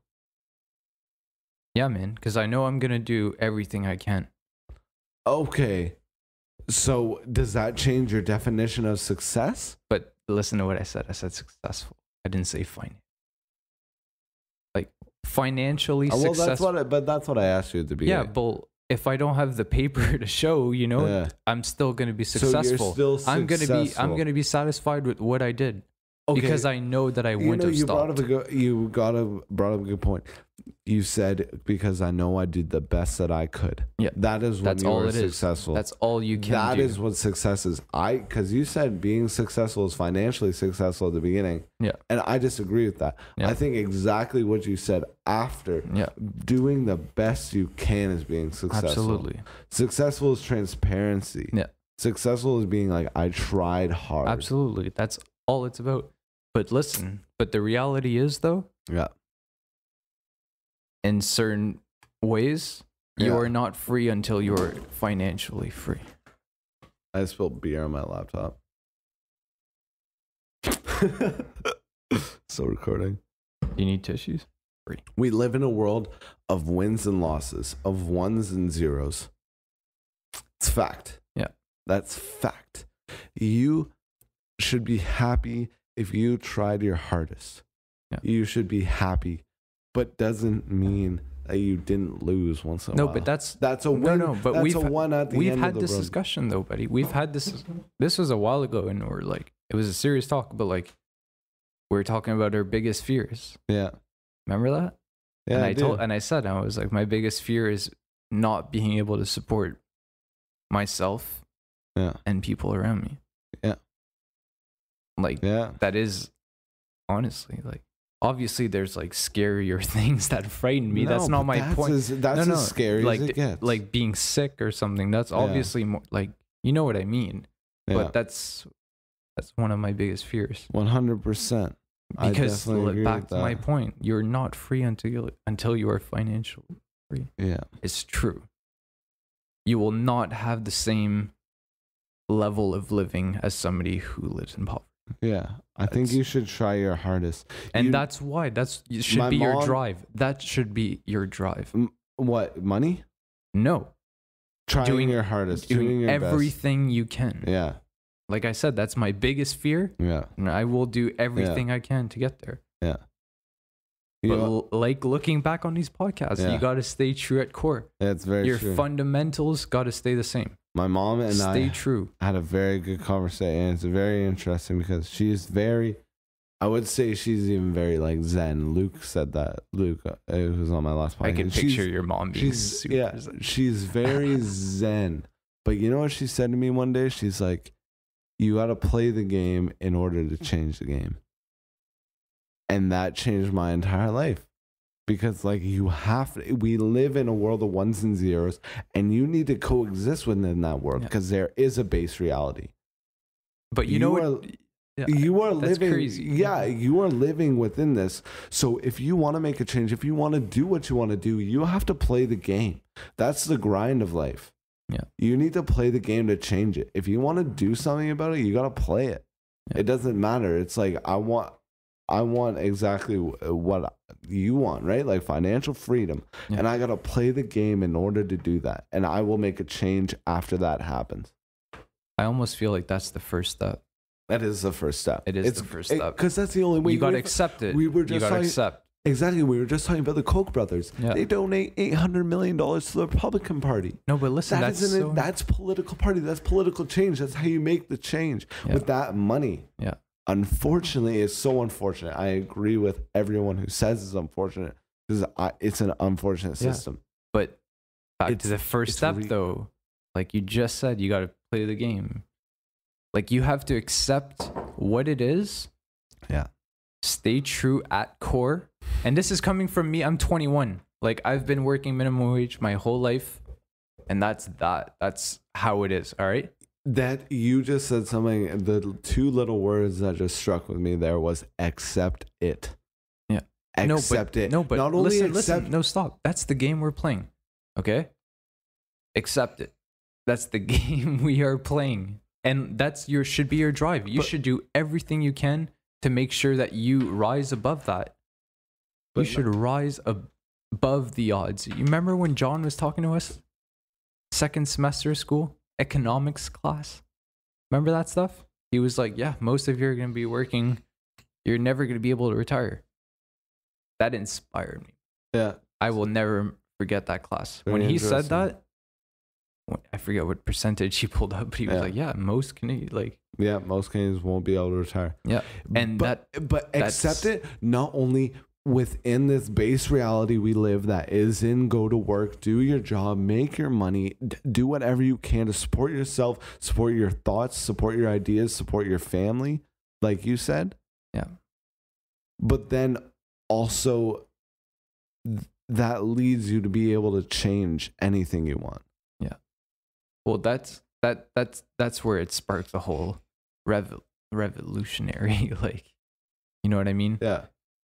Because I feel like most people, once they start getting that money, it becomes very self-centered. Yeah, but when it goes back to what we were talking about that fucking Simpsons revelation he has. Yeah. You are nothing with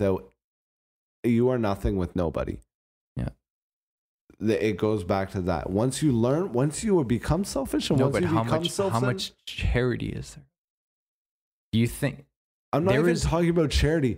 I'm talking about just caring about other human beings. No, but we don't. We don't. That's the sad part. That's exactly, but you brought up. You brought up the point of having $1 million or being rich and being self-centered, and I said that's the issue. You can't be like that. Yeah. There needs to be change, and once that change happens, it'll progress. Yeah, man. You can't be, because we're only human. We are overcome by greed. We're overcome by temptation. You said we were walking to the beer store today, and Kaelan said to me the fact that the most addictive thing in the world is putting a large check into the bank. Yeah, just receiving a lot of money. And that becomes self-centered. Once you're an addict, you're self-centered. You don't give a shit about anybody else when you're an addict. You don't give a shit because you want to get your high. And that happens with money. It's so difficult to talk about this because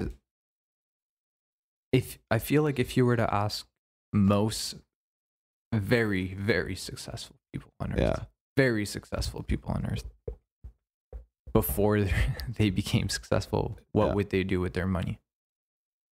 They would say the same things we would do right now. If I was at that level, if I was making billions, buddy, quote my words, this is recorded right now, 20 years from now, if I'm making X amount of money, crazy stuff, I'm going to give back. Yeah. And most successful people will say that. You think so? Yep. before they get that money. I disagree. Before they get that money. I disagree. I don't think everybody thinks like you. No, I think they would say the same thing. And once they get that money, I don't think those things get lost. I don't think those things get lost once they get them. Okay, that's what I'm saying. You got to play the game. Yeah. You got to play the game in order to make a change, or you got to play the game in order to live the life you want to live. And this is cheesy to say, but at the core, there's nobody. That should be starving. You gotta accept the game as much as you have to accept yourself. Yeah, that's what I've learned so much in the past little bit, is just accepting myself, accepting what I'm good at, accepting what I need to do, accepting that I need to work harder. Absolutely, accepting the fact that I live within this reality, that this needs to happen. Okay, I agree. I agree with you. But you play the game, you get to the top. You're the richest guy on Wall Street. Okay. Can you accept the fact that there's people starving out there?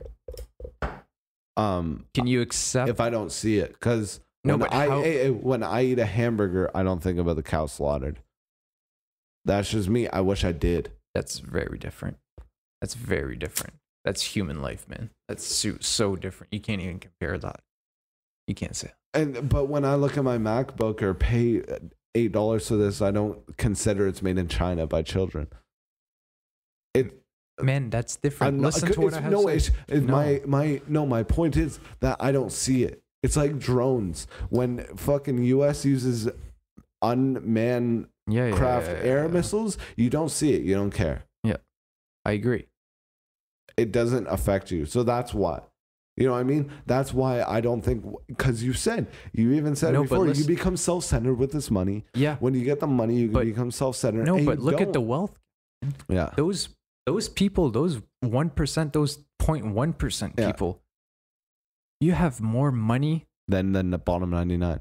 Than everything. Than bottom 99% of U.S. citizens. Point is, what the fuck are you going to do with all that money except for buy more power? They buy yachts, they buy power, they buy mansions. No, but there comes to a point where all you're doing is buying yourself more power. You see, you're just self-generating, and you're the top 0.01%. I don't see this making sense to you, and it doesn't make sense to me, but they don't give a fuck. See, they want to make their more money. They want to make more money. I don't agree with that. I would be the same as you.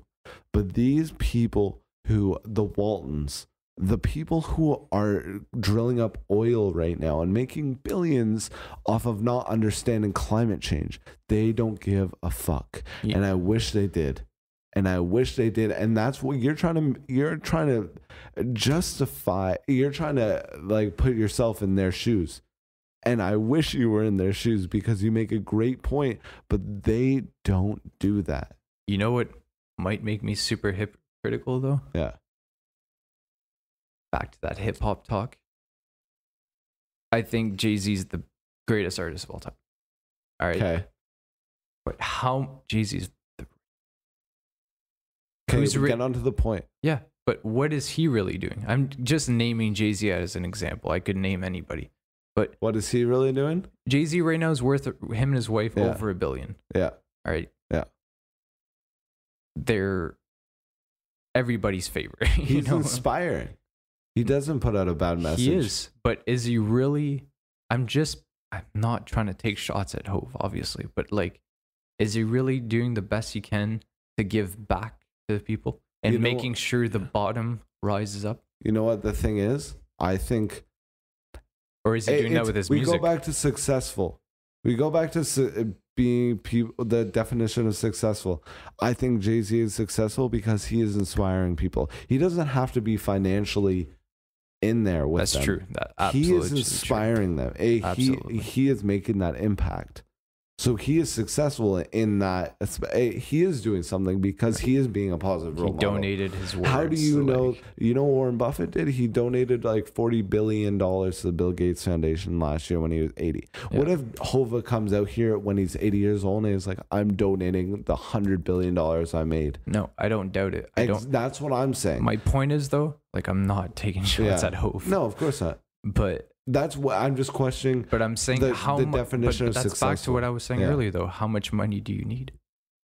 You really don't need a lot. That's you what I need mean. to survive. That's what I mean. I'm getting enough and money. And this is right coming from somebody who loves clothes, man. Yeah. Like I love fashion. I love everything around it.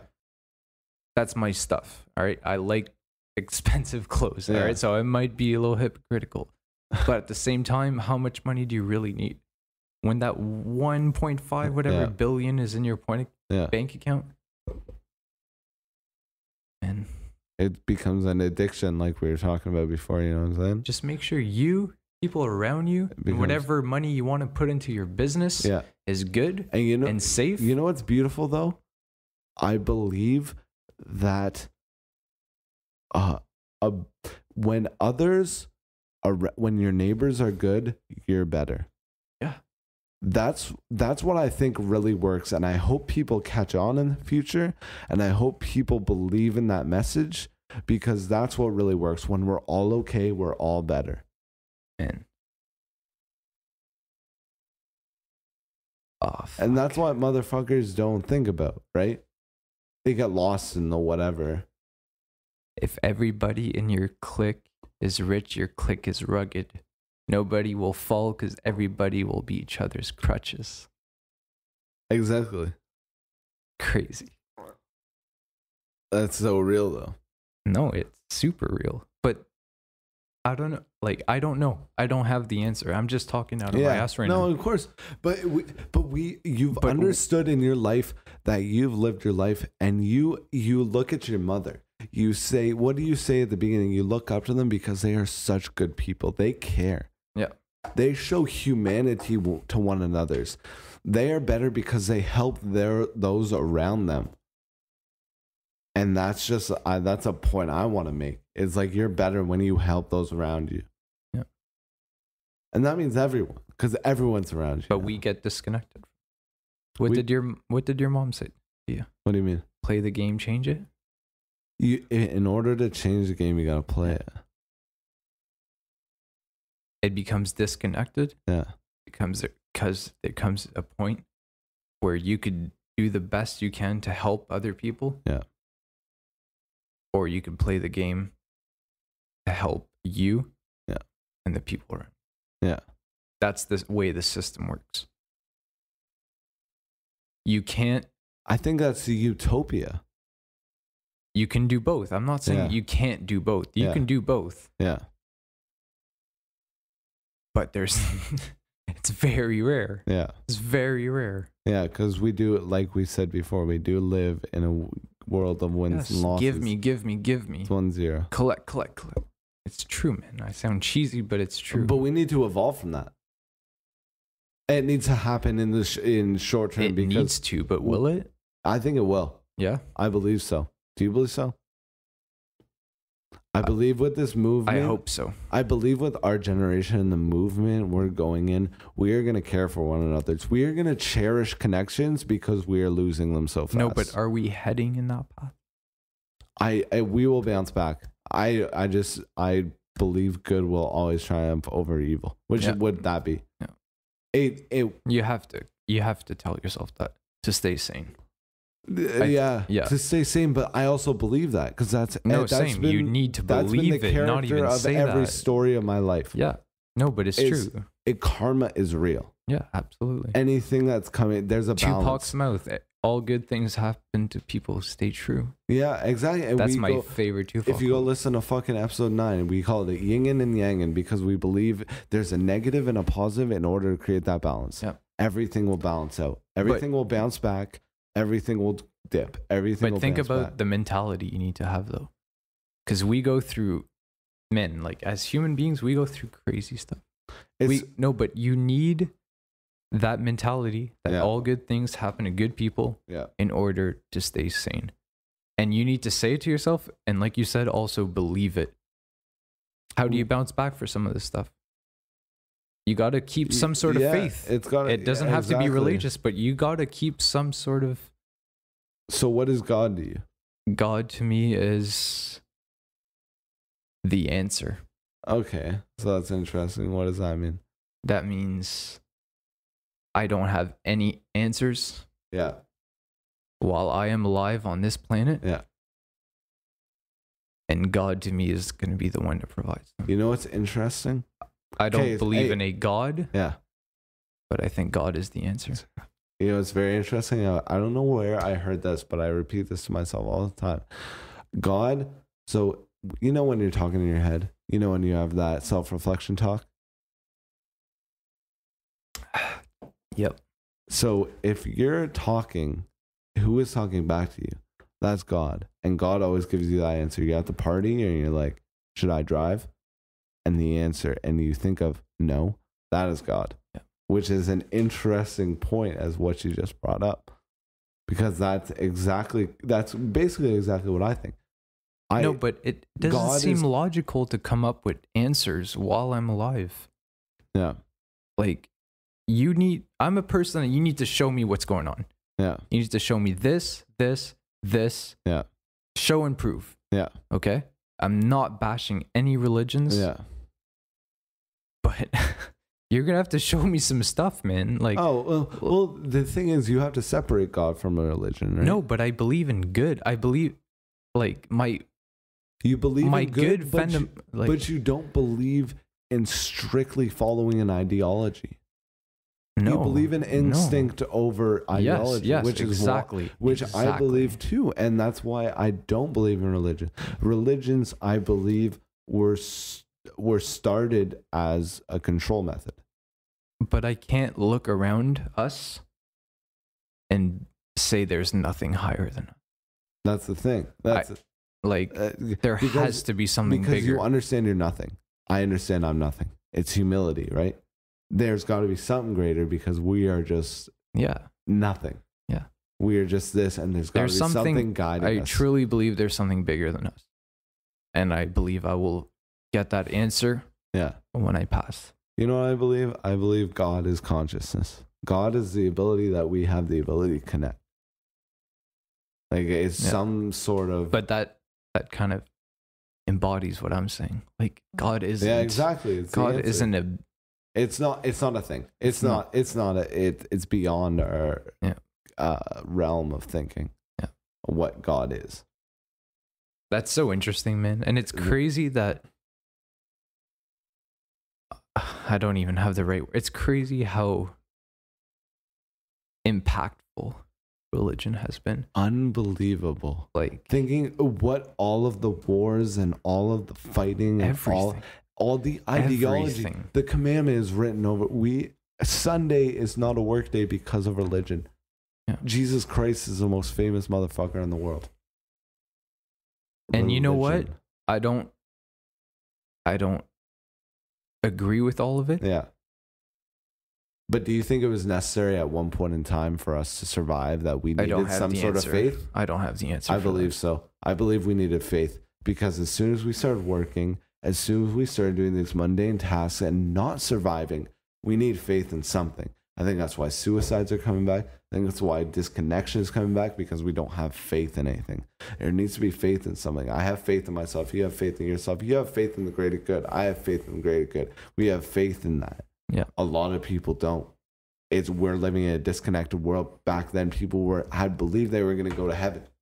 Believed that if they were a good person, they were going to get what they deserved in the afterlife. That's faith. And now we don't. Do you believe that right now? What you just described? Do you believe if you do good or whatever, you're going to go to heaven? There's no heaven. There is no hell. I read the 4 agreements. I want to give you this book because you really like this book. See, I'm not Catholic. Hey, wait.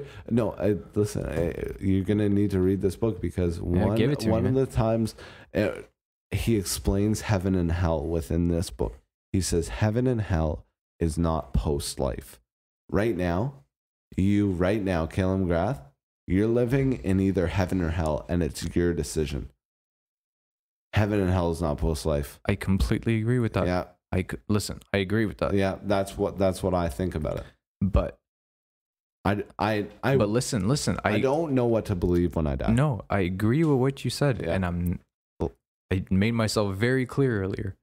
But I do believe that good things happen to people who stay true. I believe if I'm a good person, What's that? Mama. That's the best rap line. I can't believe I didn't discuss this in our hip hop. That's the greatest rap bar ever said. I know if I'm generous at heart, I don't need recognition. The way I'm rewarded, that's God's decision. I know that if I've been generous at heart while I've been alive, when I pass, it's God's decision where I'll be. Yeah. That's how I think of that line. I don't think of that line of Kendrick Lamar in his living life. You know what? He'll be rewarded when he's gone. You know what's even more interesting than that, I think, is it's not only that he's going to be rewarded when he's gone. I don't know what happens when we're dead. Me neither. Yeah, but this is the thing. You're going to be rewarded instantly when you do something good. Kendrick is being rewarded right now because he knows he's generous at heart with his thoughts, with his ideas, he is being rewarded right now. Karma is in the moment. Like, I completely agree. It's in the moment. It's not only will you be able to have a good afterlife, like, but you know what I was trying to say. No, exactly. The universe works that way. Yeah, you get what. But I mean, even from me, somebody who is, I guess, without faith, Christian faith or whatever, I still believe that what I do while I'm alive will affect. I can't speak. I'm drunk. Will affect my afterlife. Yeah. And that comes from somebody who is not religious. Do you think about death a lot? Yeah, all the time. Me too. All the time. Definitely me too. All the time. It's an interesting thought. It's very interesting. With the way we're just born and we're kind of living here, and it's like where it's going to end eventually. Yeah. And there is a time limit. There's plenty of debate whether you should think about life and death or not. I believe you should.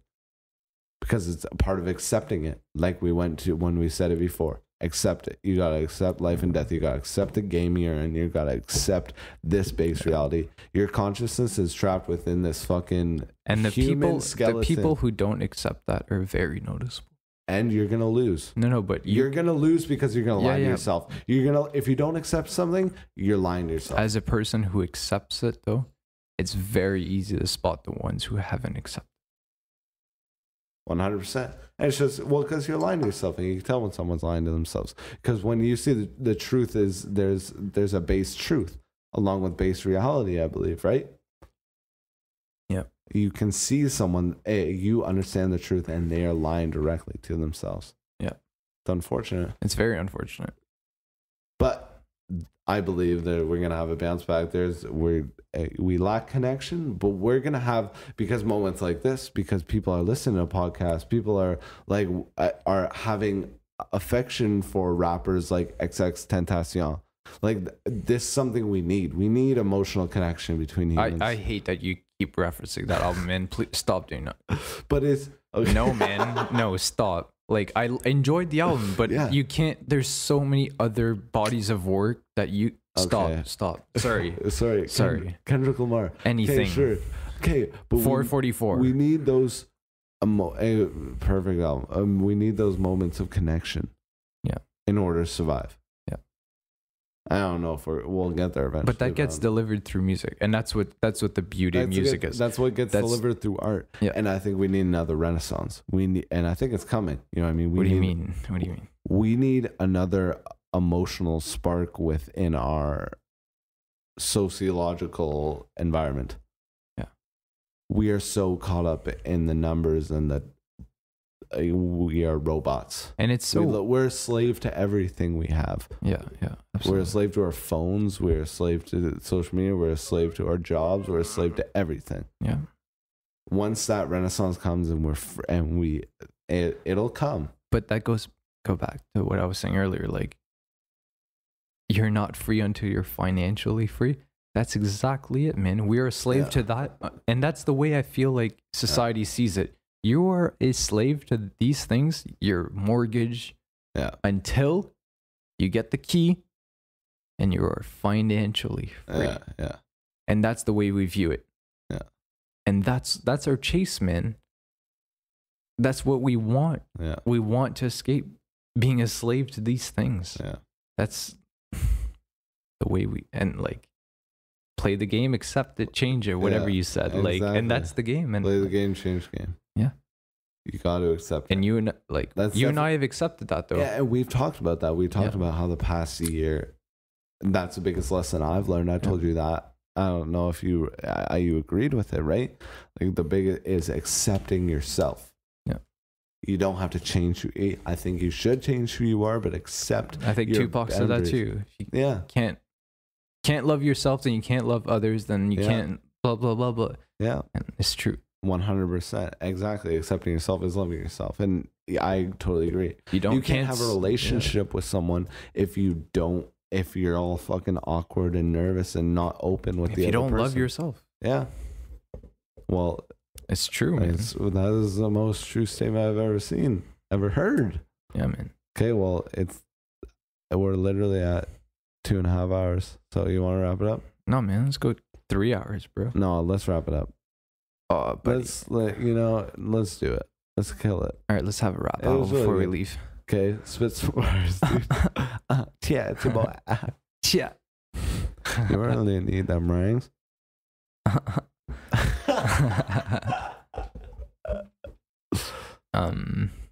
What do you want? You want to say anything? You're gonna be back on the podcast anyway. So. Oh, I'm gonna be back every week. Yo, stay tuned next week, buddy. Next week we're gonna start these album reviews. Yeah, we're gonna do some music reviews. Me and Kaelan. You've never heard album reviews. Kaelan's gonna pick one, and then I'll pick one. Am I picking one?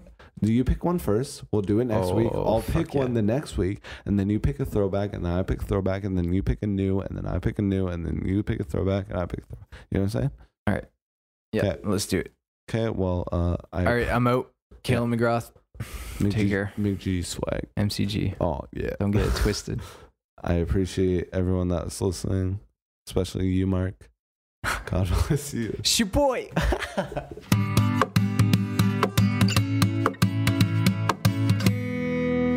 Cut right there and then resume back to serious hip hop talk. Like, we can't fuck around here. We get back into serious hip hop. We can't. No, seriously.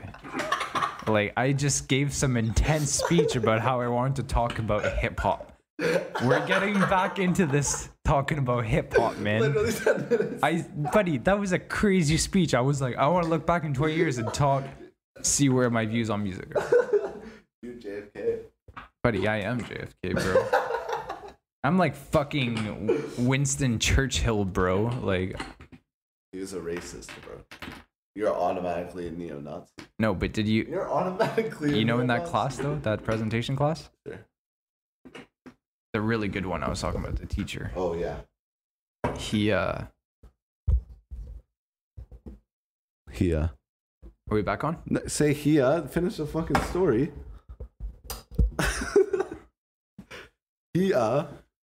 Presentation teacher's class. Okay. Oh my god. That's where you left off. All right, man. Yeah. What? I have this. What?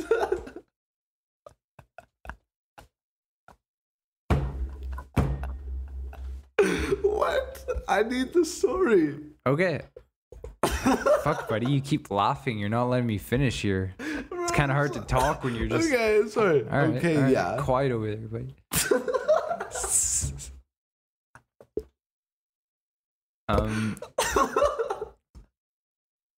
Get those ums out of your speech, sir. Yeah, true.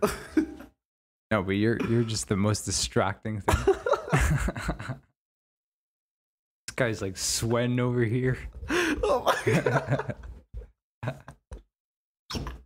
All right. I have a really good teacher. Okay, anyway, no, I'm not even gonna fuck around. I'm not even gonna say the story. No.